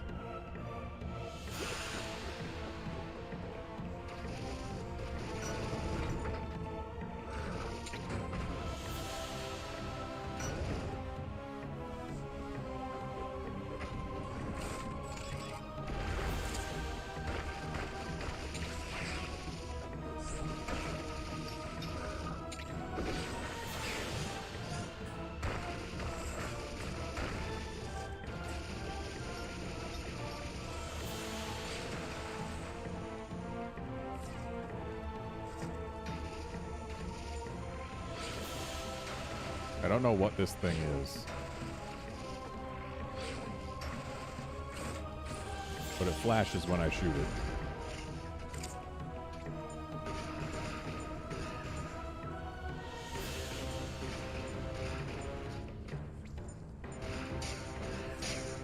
And yet, it does nothing when I hit it with a missile.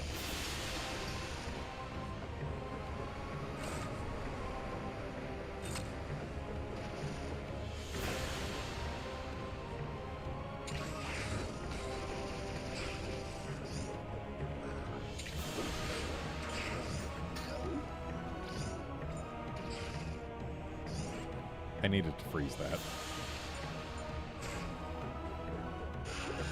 Except I need to freeze it with a charge shot. These charge shots make them stay frozen for a while, and also, dang it.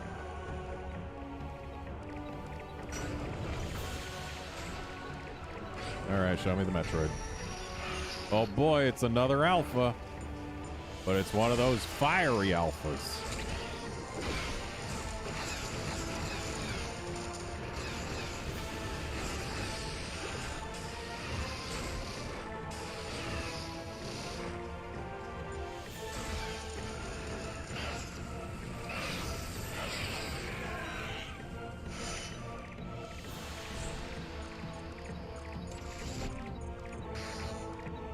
And there's still another Metroid nearby.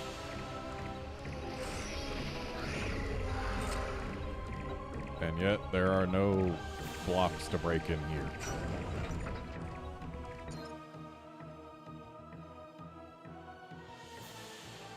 Which begs the question of, how do we get to the other Metroid nearby?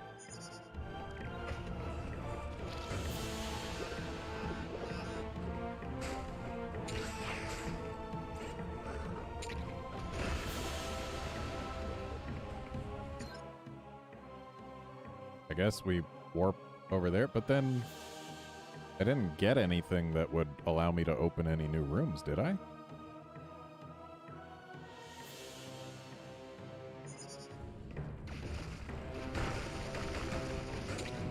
Last thing I got was the high jump boots, wasn't it?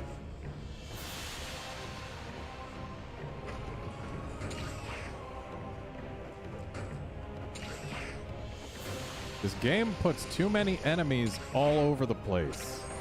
It makes platforming a nightmare.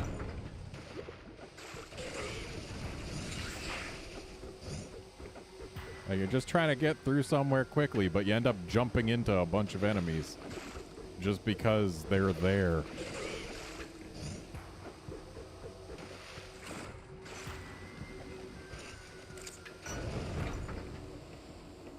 Oh, we never went that way. Let's get an energy refill.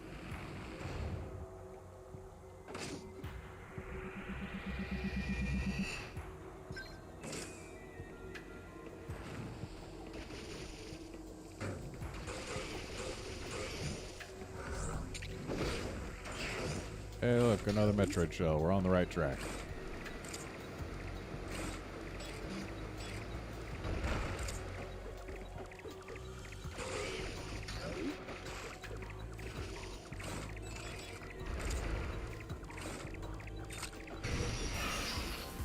Speedy.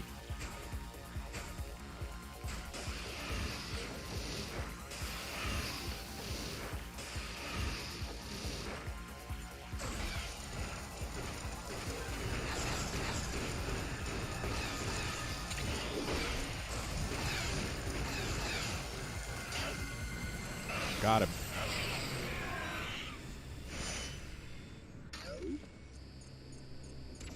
And now we can lower the acid further.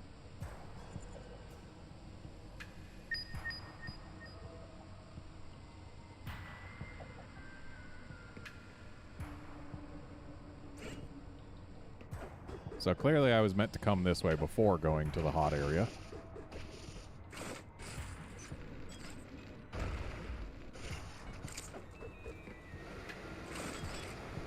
Also, those bomb blocks made Spring Ball actually mandatory in this game.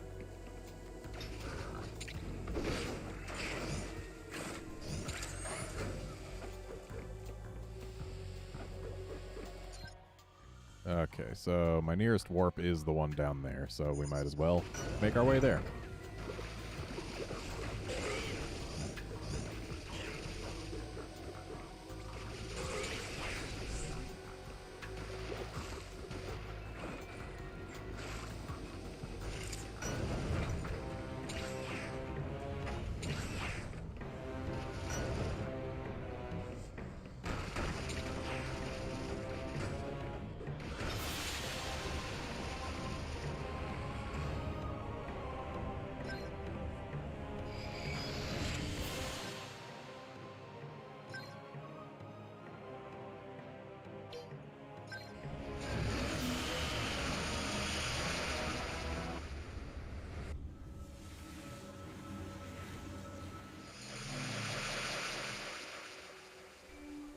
Time to go deeper into Planet SR-388, where we will encounter more Gamma Metroids.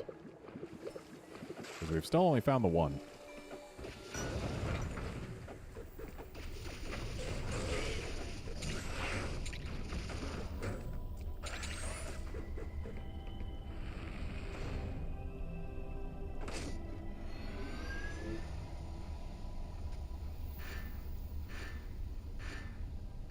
They really could have sped this up.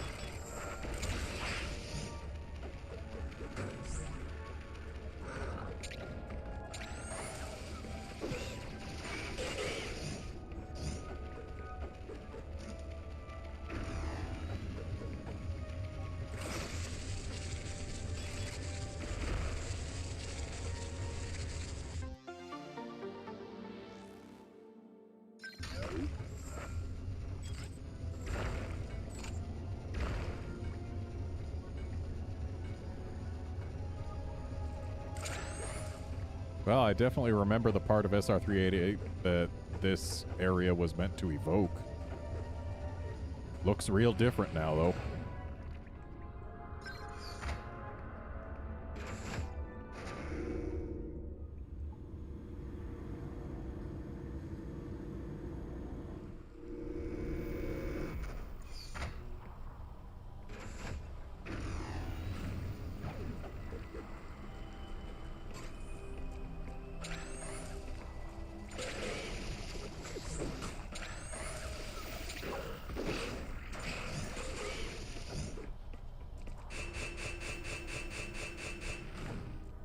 And Metroids shall be the key here. Which I believe is the largest... Well, yeah, of course it's the largest number that we ever need because it's the most that they put on the thing. And they use that same asset for all of them.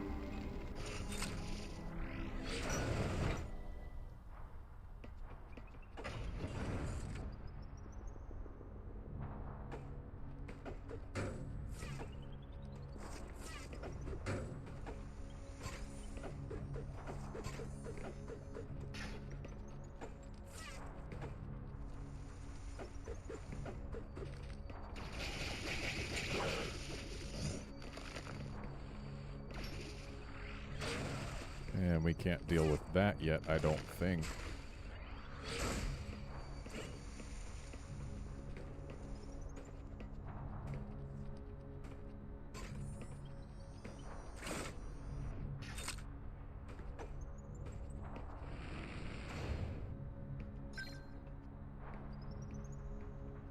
DK Renegade, my favorite suit is the gravity suit.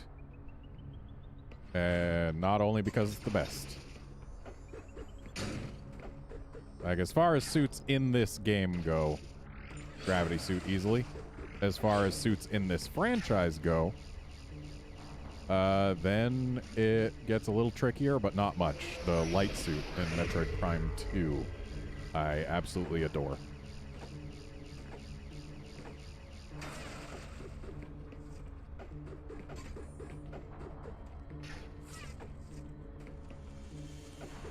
So, am I actually able to get past this thing over here?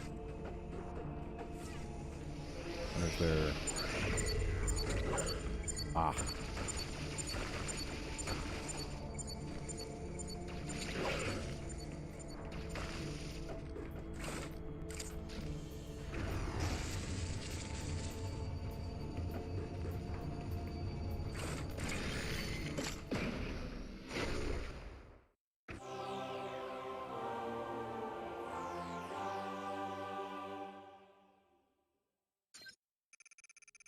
Beam Burst enhances your beam by increasing attack power and enabling rapid-fire shots.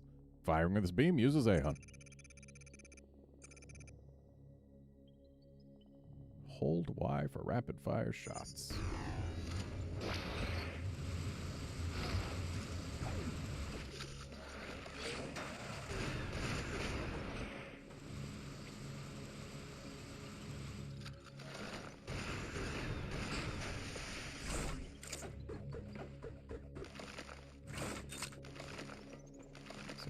Can't get through up there because that's a grapple beam thingy, specifically a one-way grapple beam thingy, and we are on the wrong side of it.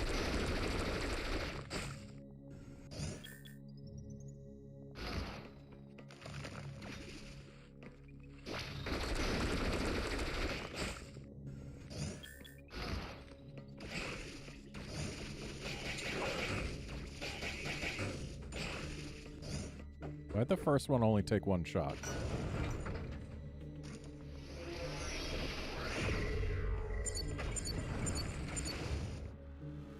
No.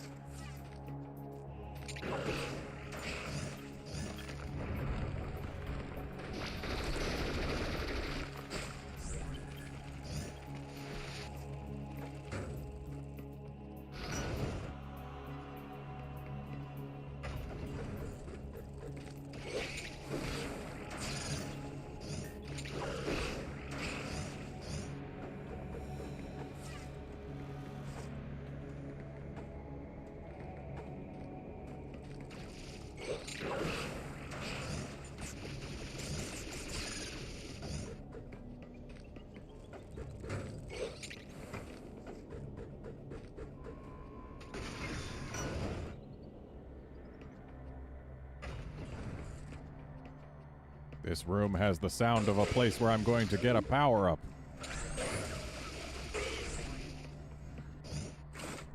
I bet it's the grapple beam.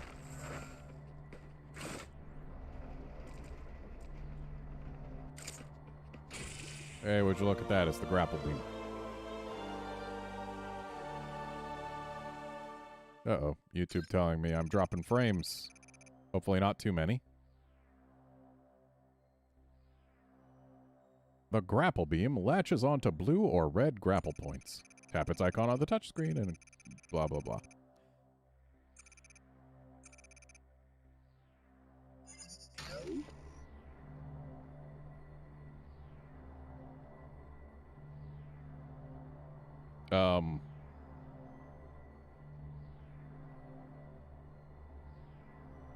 Hang on. Why did my video freeze?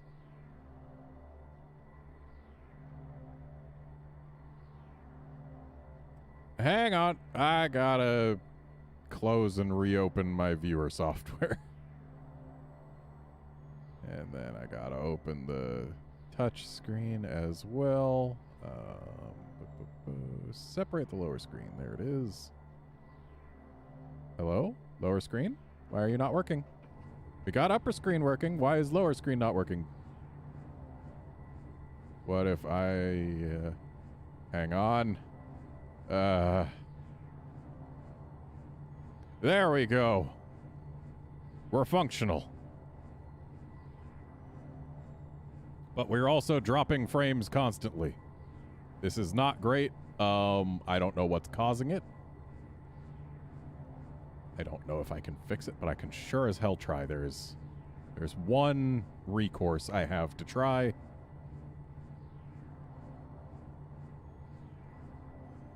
And that is telling my router, hey, prioritize my damn desktop, please.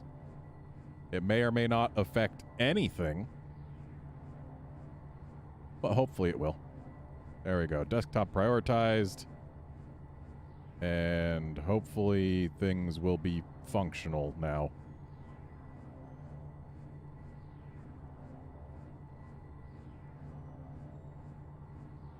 Okay. Back to playing the game.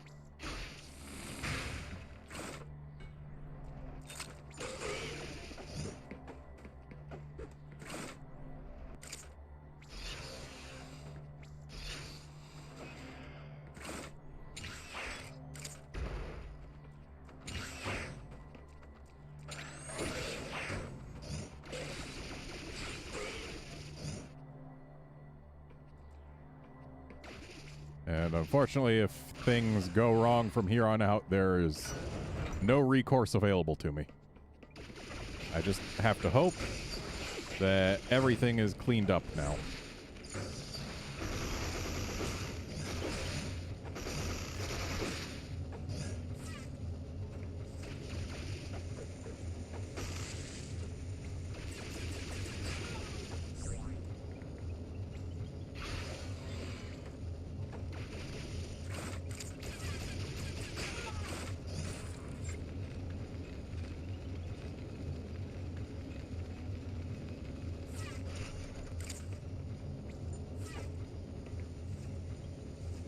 And as far as I can tell, I am not dropping frames anymore. So hopefully that's true, and I'm not just being lied to by my computer.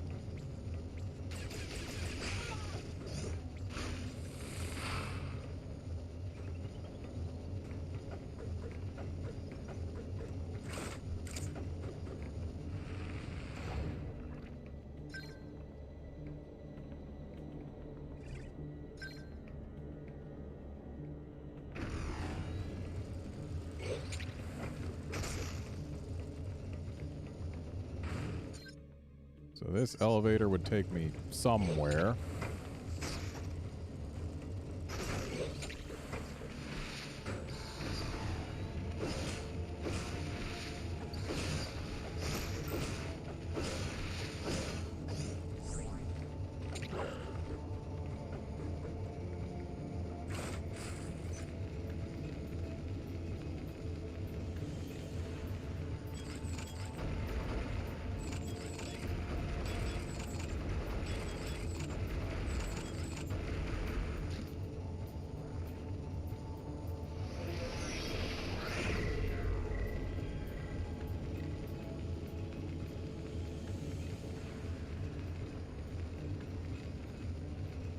So it looks like we're going across the ceiling for no real reason here.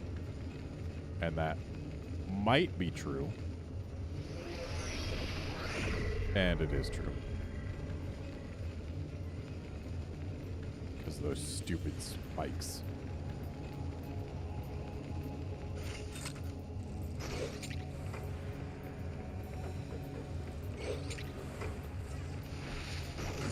It's amazing how quickly things respawn in this game.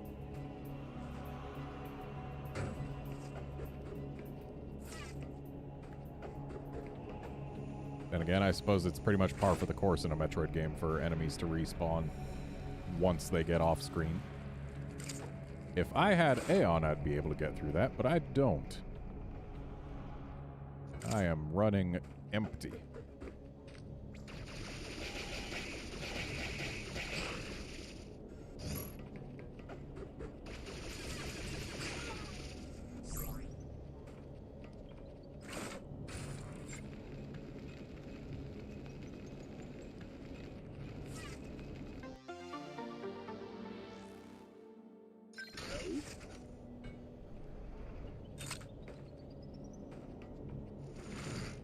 And there's a teleporter.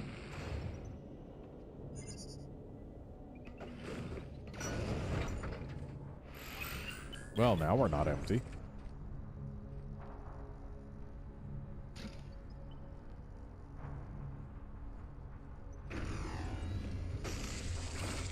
Seth, you can use the battle tower to get yourself a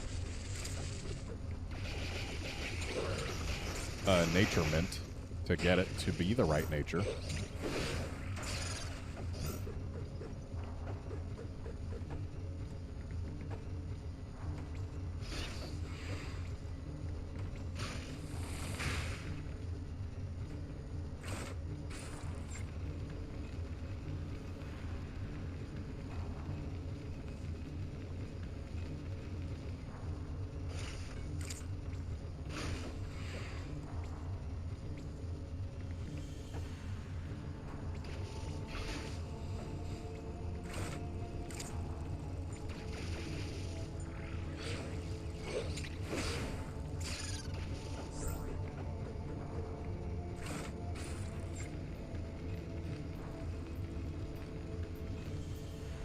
Wow, there's a seam in the environment here that is very visible.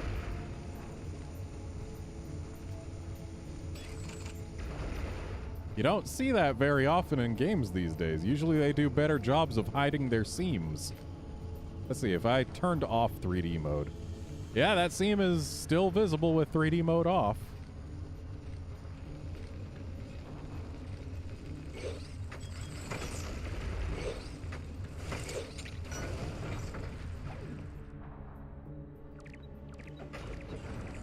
And we're closing in on a Metroid. This is suspicious.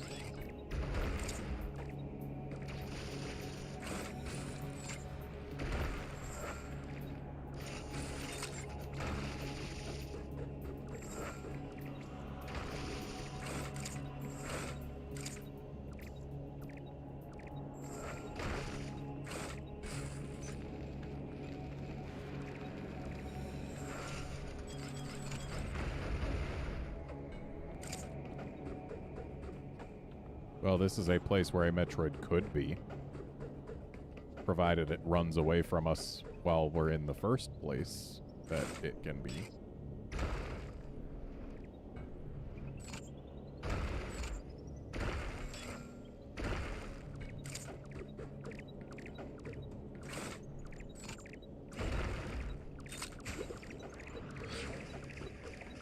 All right, Gamma Boy, show yourself.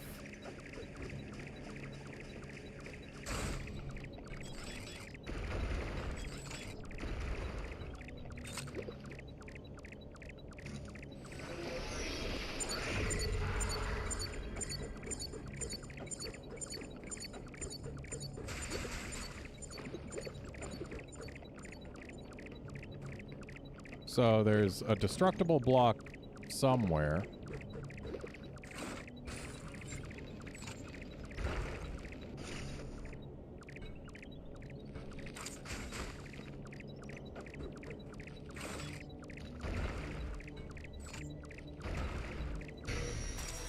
There's our Gamma boy.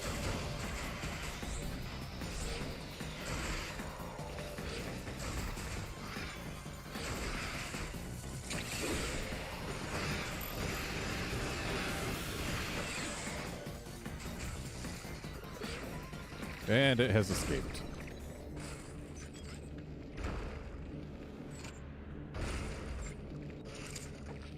Honestly, having the Gamma Metroids escape like this just feels awful. It's obvious playtime length padding, and it's not fun. Like, I get it. They're trying to make you feel like you're really hunting these things down.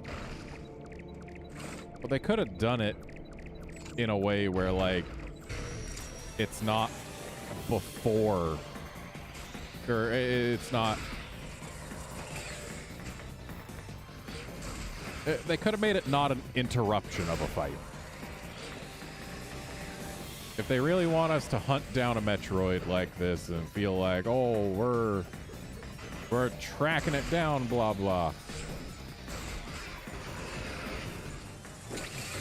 They could have done it the first, or before the first actual battle.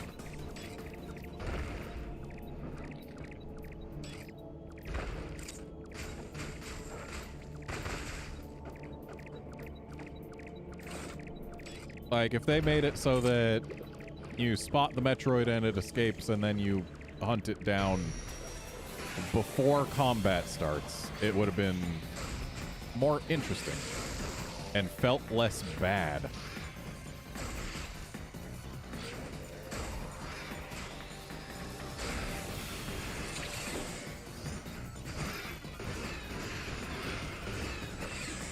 Anyway, he's dead.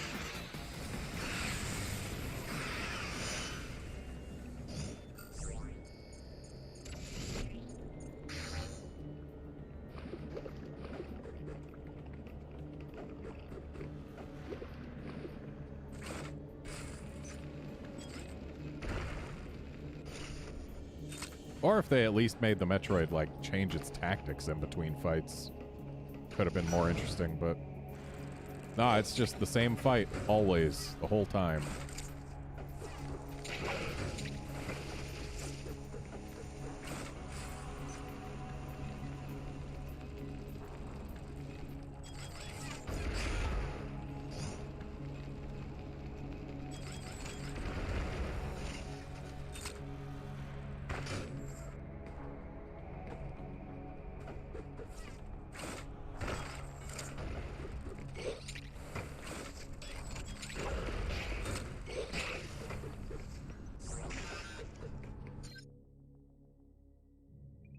Alright, so this whole area over here was just for the one Gamma Metroid.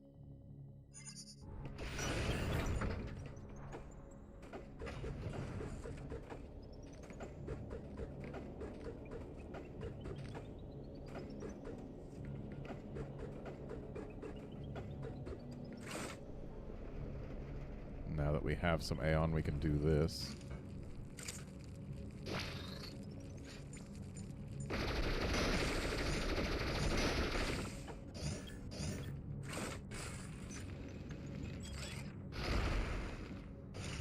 But we don't have power bombs, so no, we can't.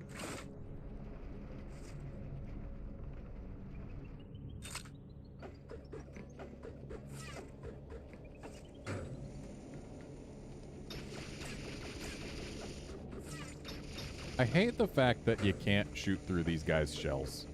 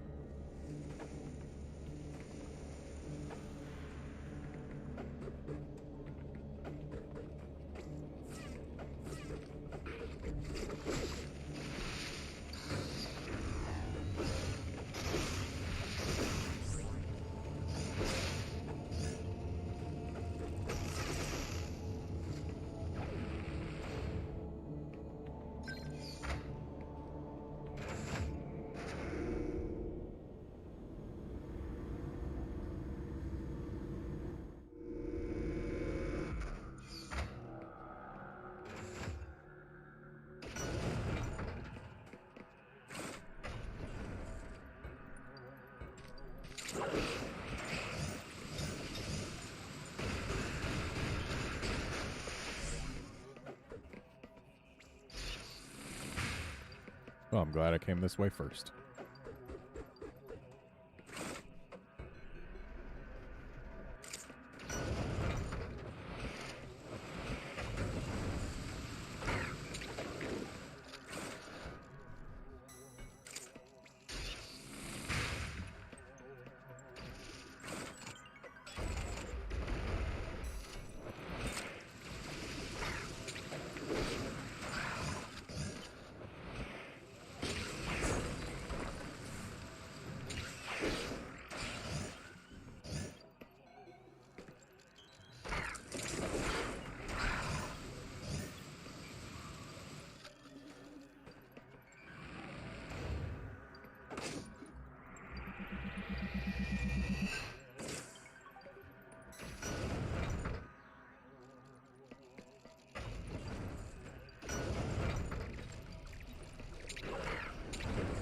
I smell a Metroid.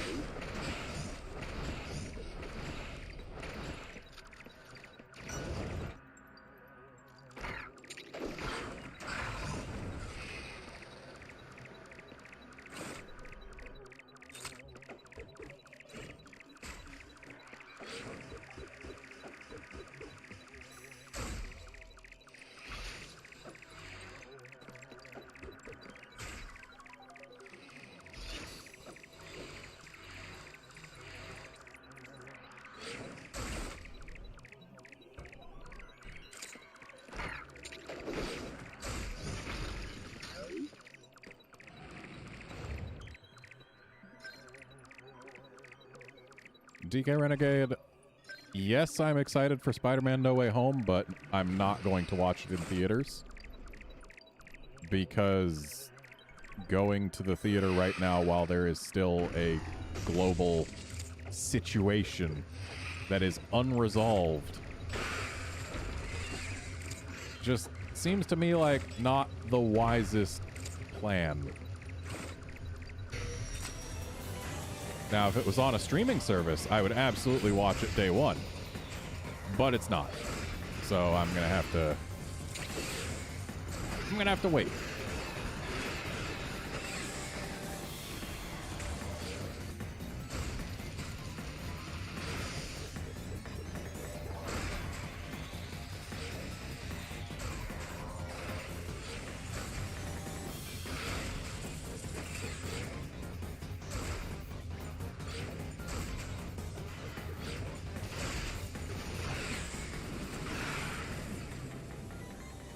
And that's one more Gamma Metroid down.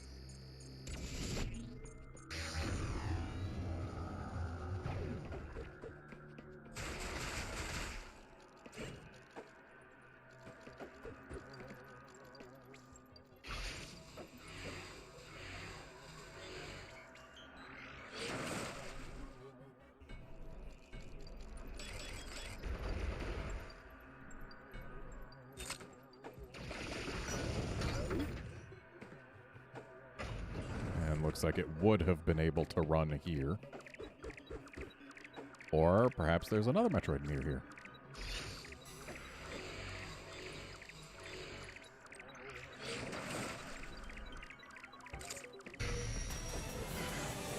Hello, another Gamma Metroid.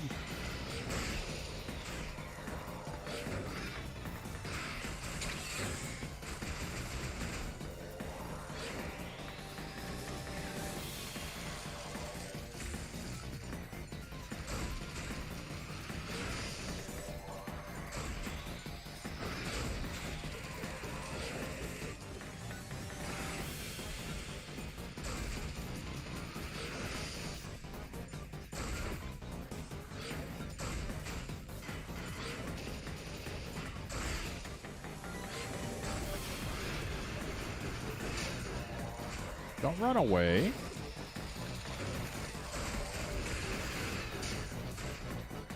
It's running.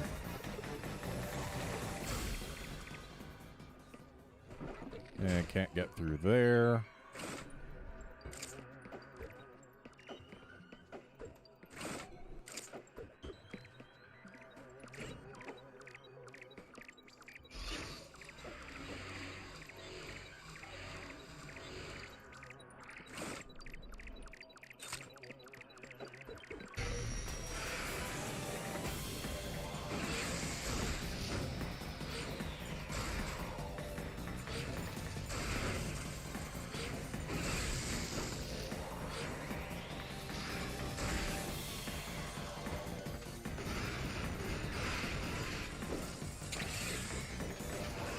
keep on going for the counter way too early. You little jerk.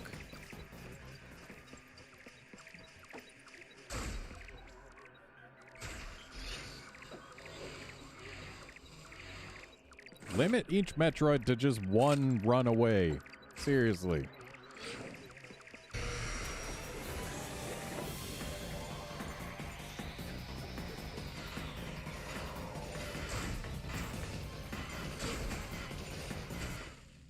Whoops.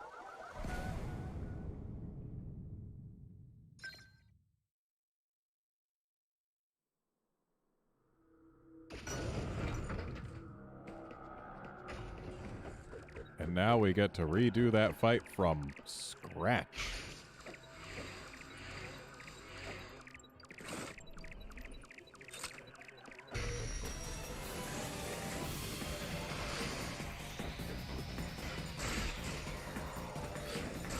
Well, that's not the most convenient place for it to be. Cool, because of that, we didn't even get it to try and counter.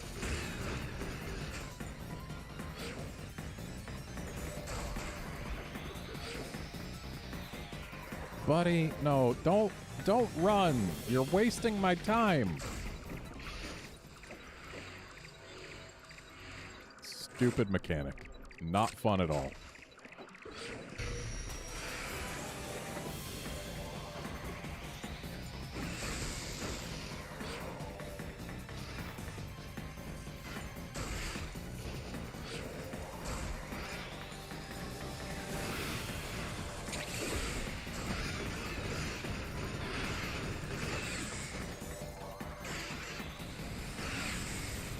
Well, got him this time.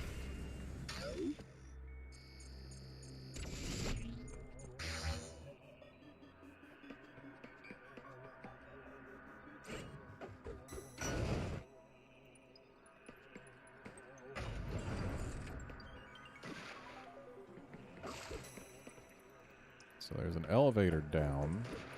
We got this nasty, gross water that we can swing over.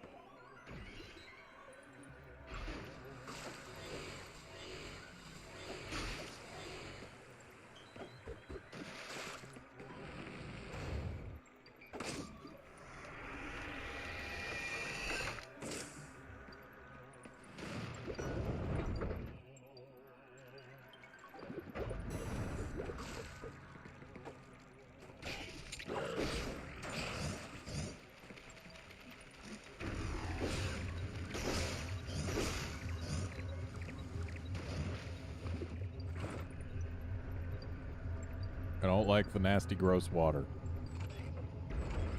It is both nasty and gross.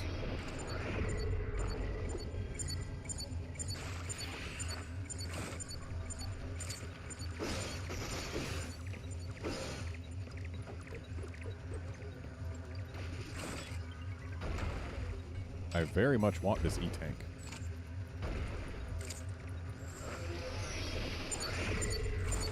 Ah. Cheeky.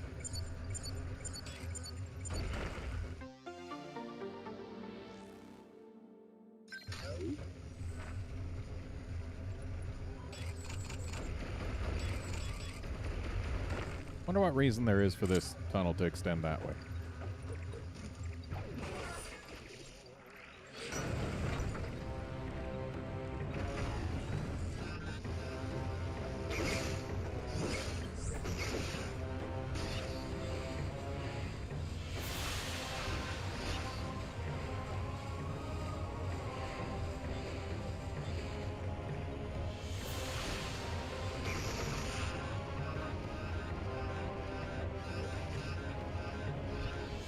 Please, let me out.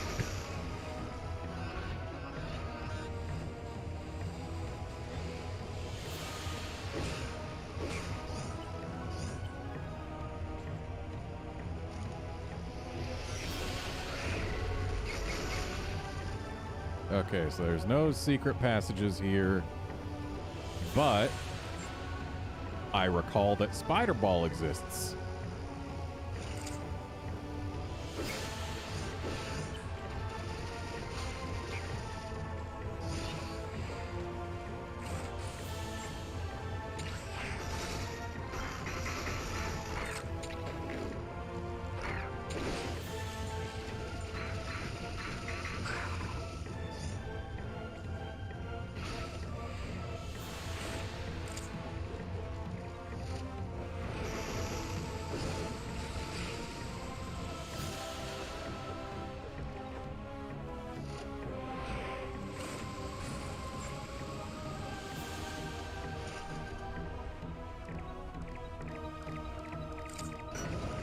smell a Metroid in here.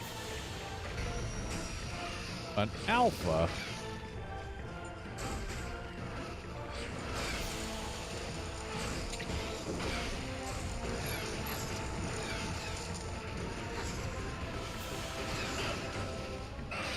Fun fact, in Metroid 2, Return of Samus, it didn't matter how late in the game you fought an Alpha Metroid, it took 5 missiles to kill.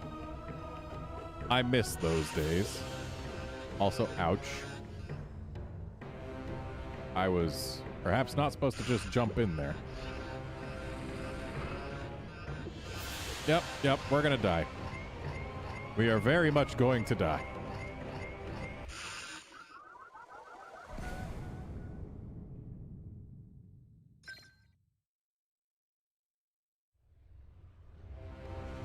Thankfully, we get to continue from after the Metroid is dead. And just to test... Yep, we still take damage very quickly in there while using our lightning shield. So that is very much a gravity suit only thing.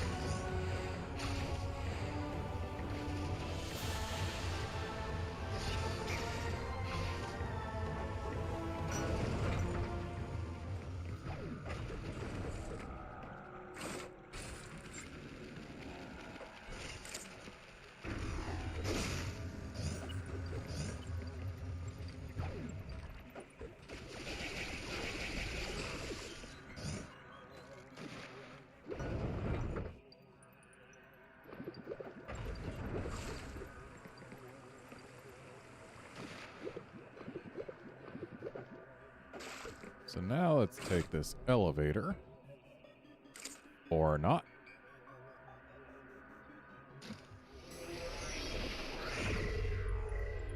Okay, gonna have to go with not.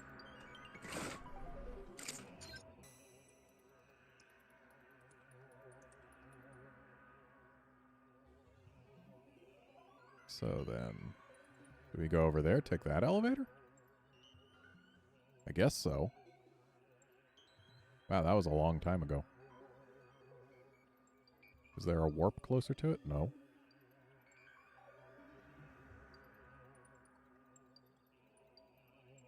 Well, that's unfortunate. Seems we've got a lot of backtracking to do.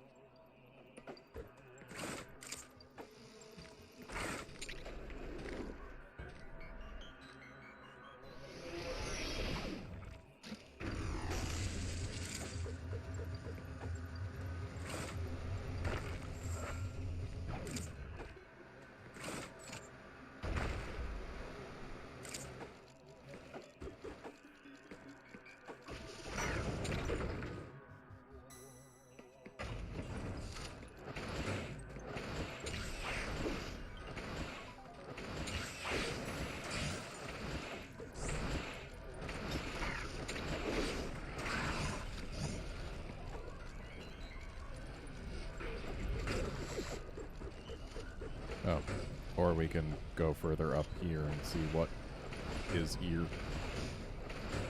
And maybe I can stop getting repeatedly hit by this same fireball thing.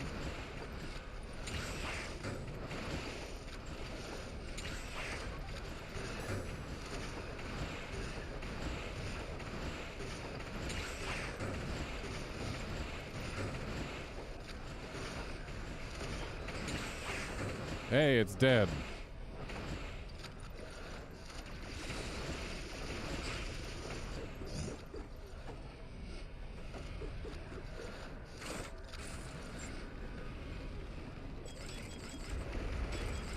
That's super missiles. I don't have super missiles.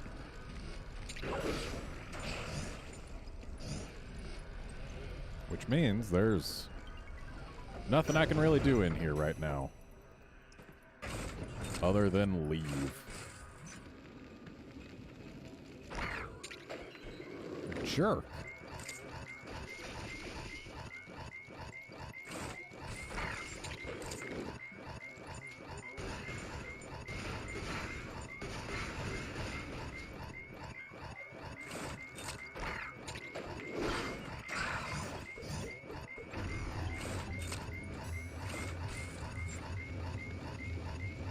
Glad there's an energy recharge just through here, because I need it.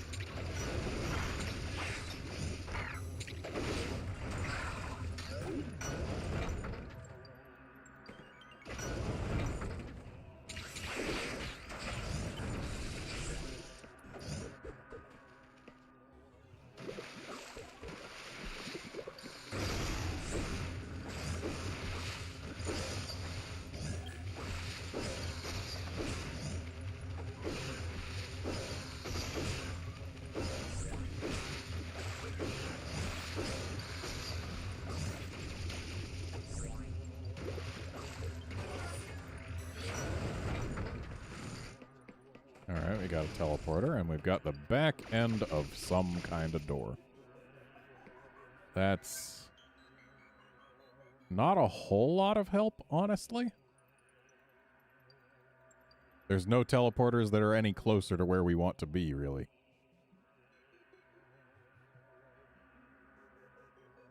I mean, I guess the teleporter in the middle of the screen here would let us go up and then around, and we wouldn't have to work our way up to that elevator, but honestly, that's not really a big time savings.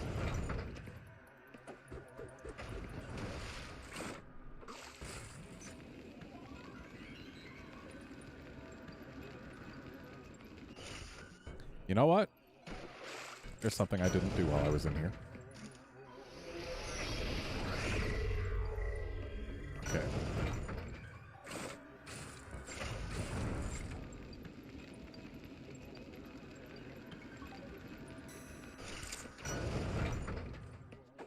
So this whole area is just a teleporter dead end, which is not super valuable if I'm honest.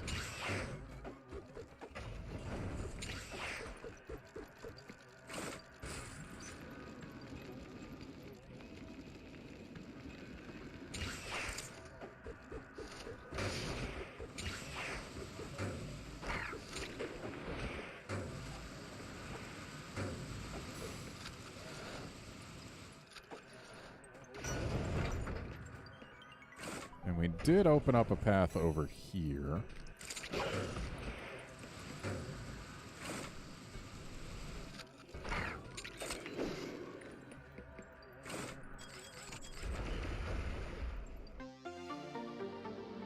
Well, that's nice.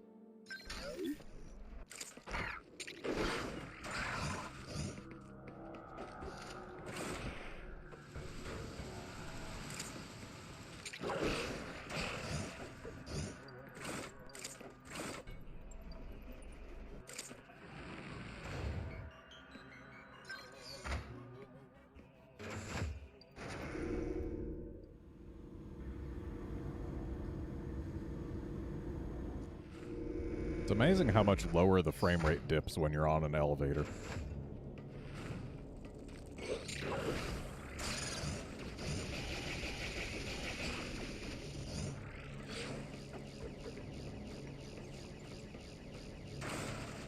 That's from the other side.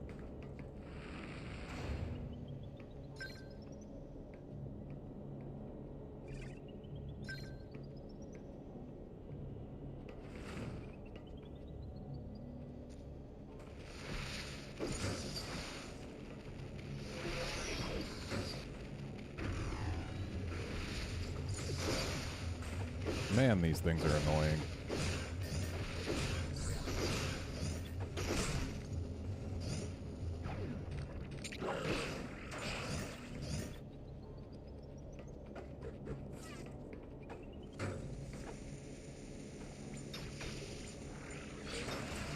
so are these jerks.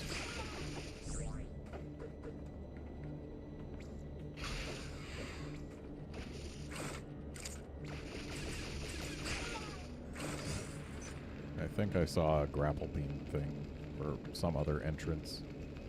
Yeah, I saw this entrance over here. Right, which takes us to a grapple beam thing that we've already played with before.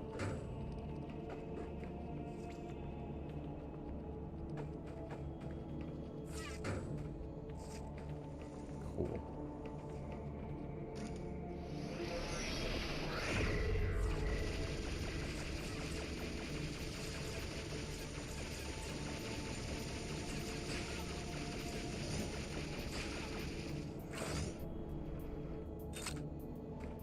Dang it.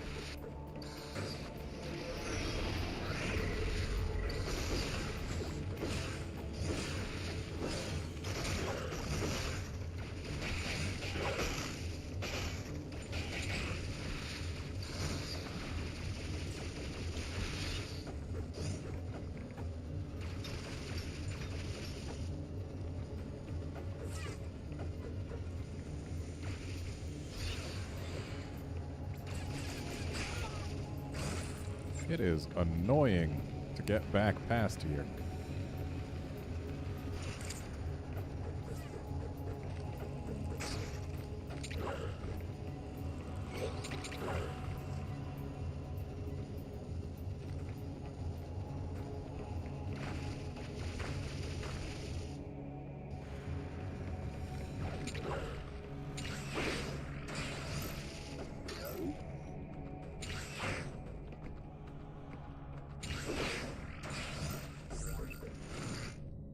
Okay, so if I had found that teleporter earlier, we would have had an easier time getting back.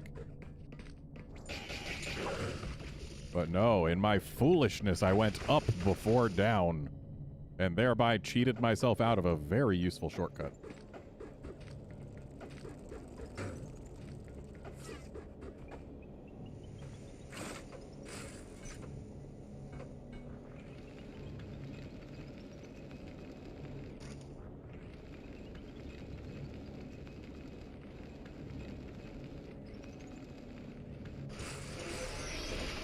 Dang it. Didn't mean to let go of L.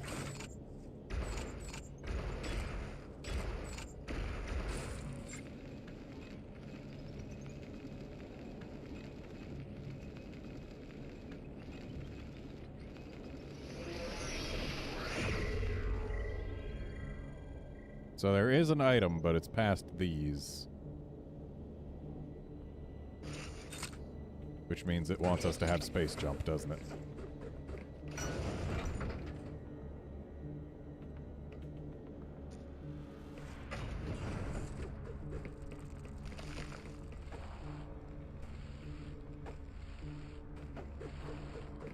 Haha.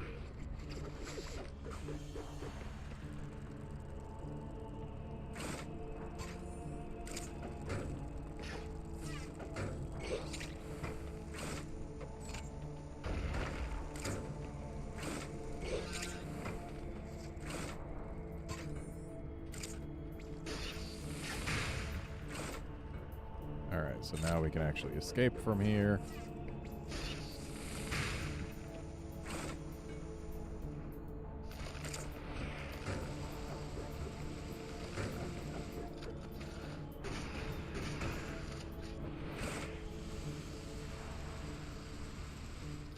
That little guy's just there to waste my time. And we can get past this. Barely had enough Aeon to do it, though.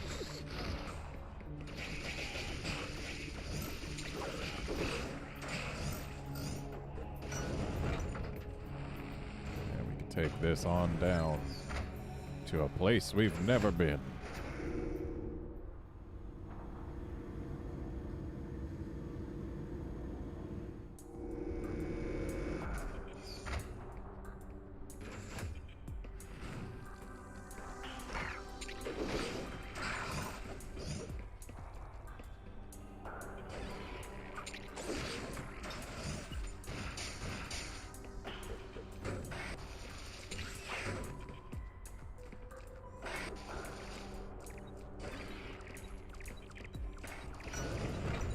I smell a Metroid.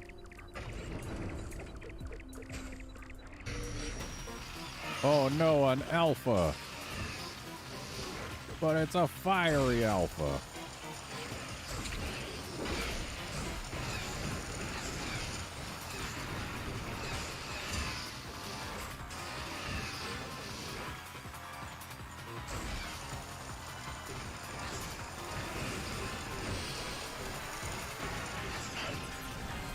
There we go. No more alpha.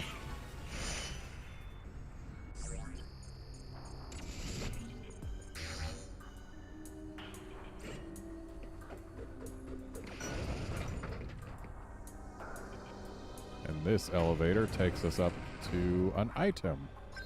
I like items.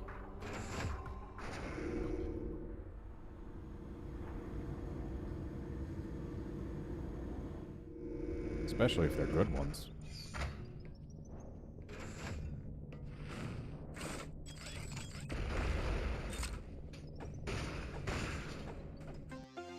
That's just a missile tank, though. But we can open this one-way door. I don't believe we're done in here, so we're going back down. Amazing that we have to have a load for such a small traversal. Okay, had to be sure there was no hidden blocks or nothing. I smell another Metroid.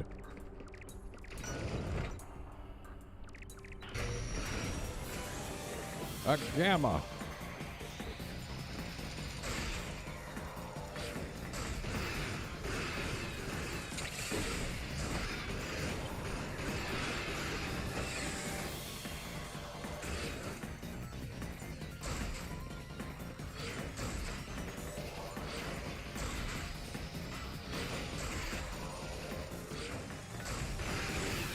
Got it.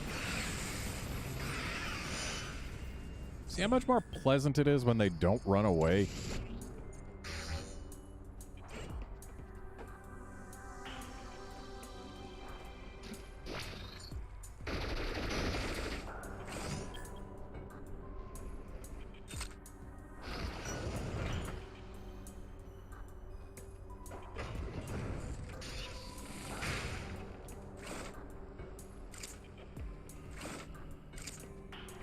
Go here first.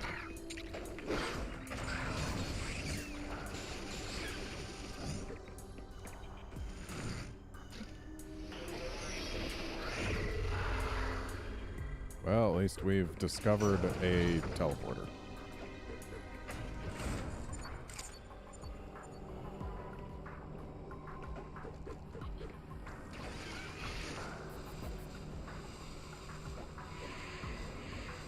You know what? Let's actually go down first.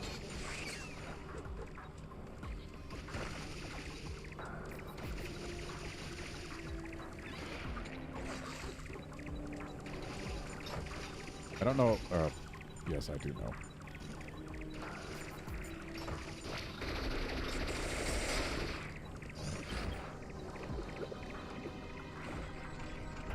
Seems just through here there's a Metroid, but we can't go just through here.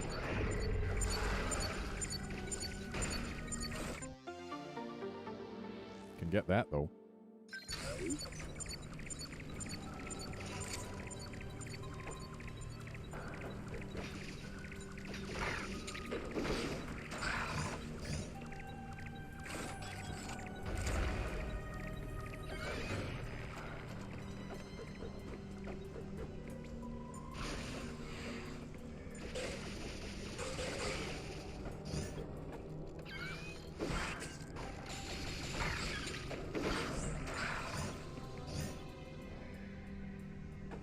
Congrats on your second shiny there, Seth.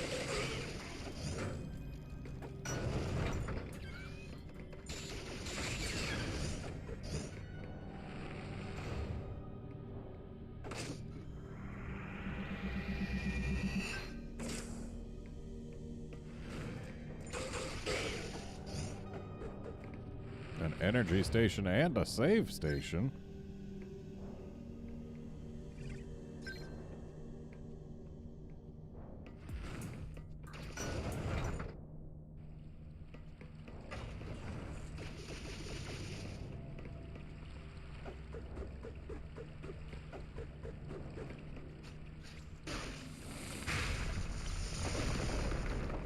Well, gee, I'm sure this won't come back to haunt us.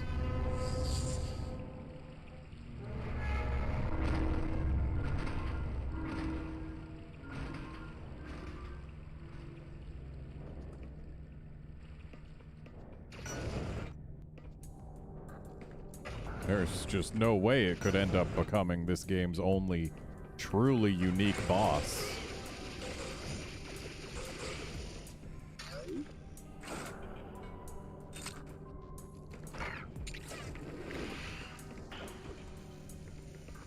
What's this? Oh, right, that's an Aeon refiller.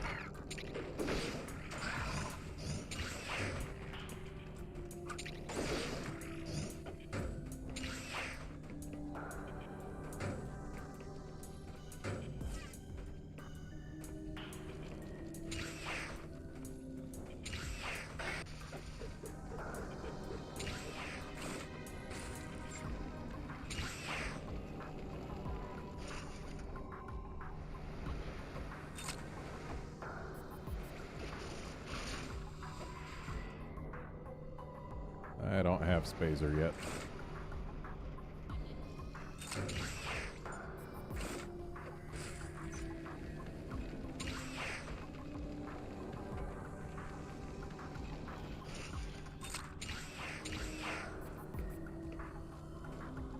Oh, hang on, my battery's getting low.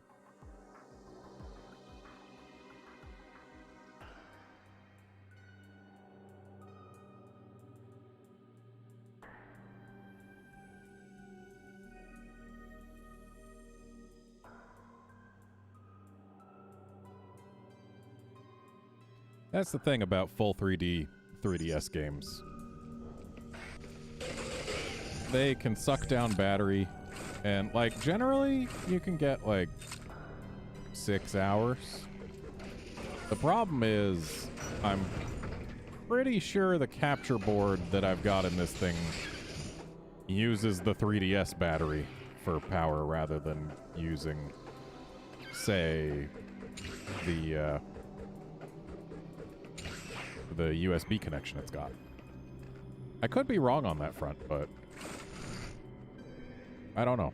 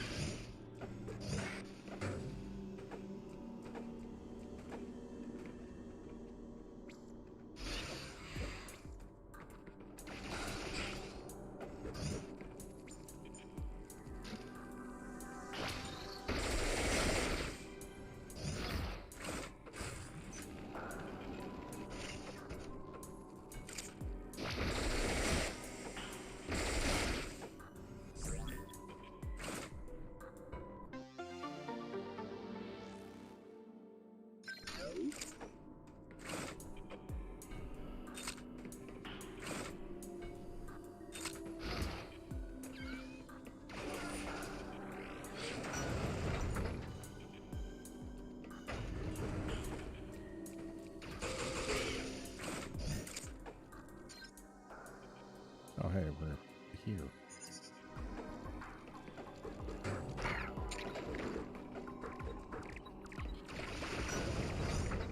I smell a Metroid.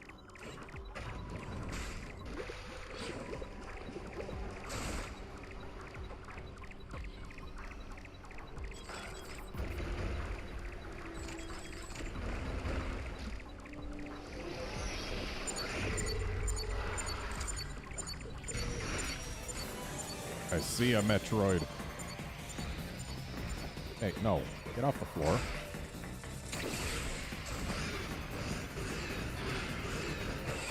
Can't wait till I get super missiles and can do more damage to these bastards.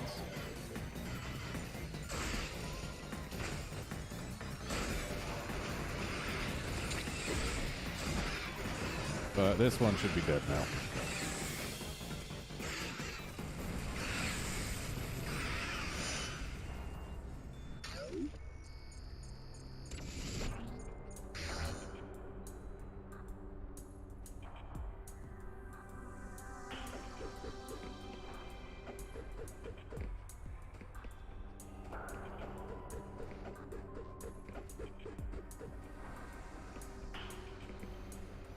So we can't go back that way.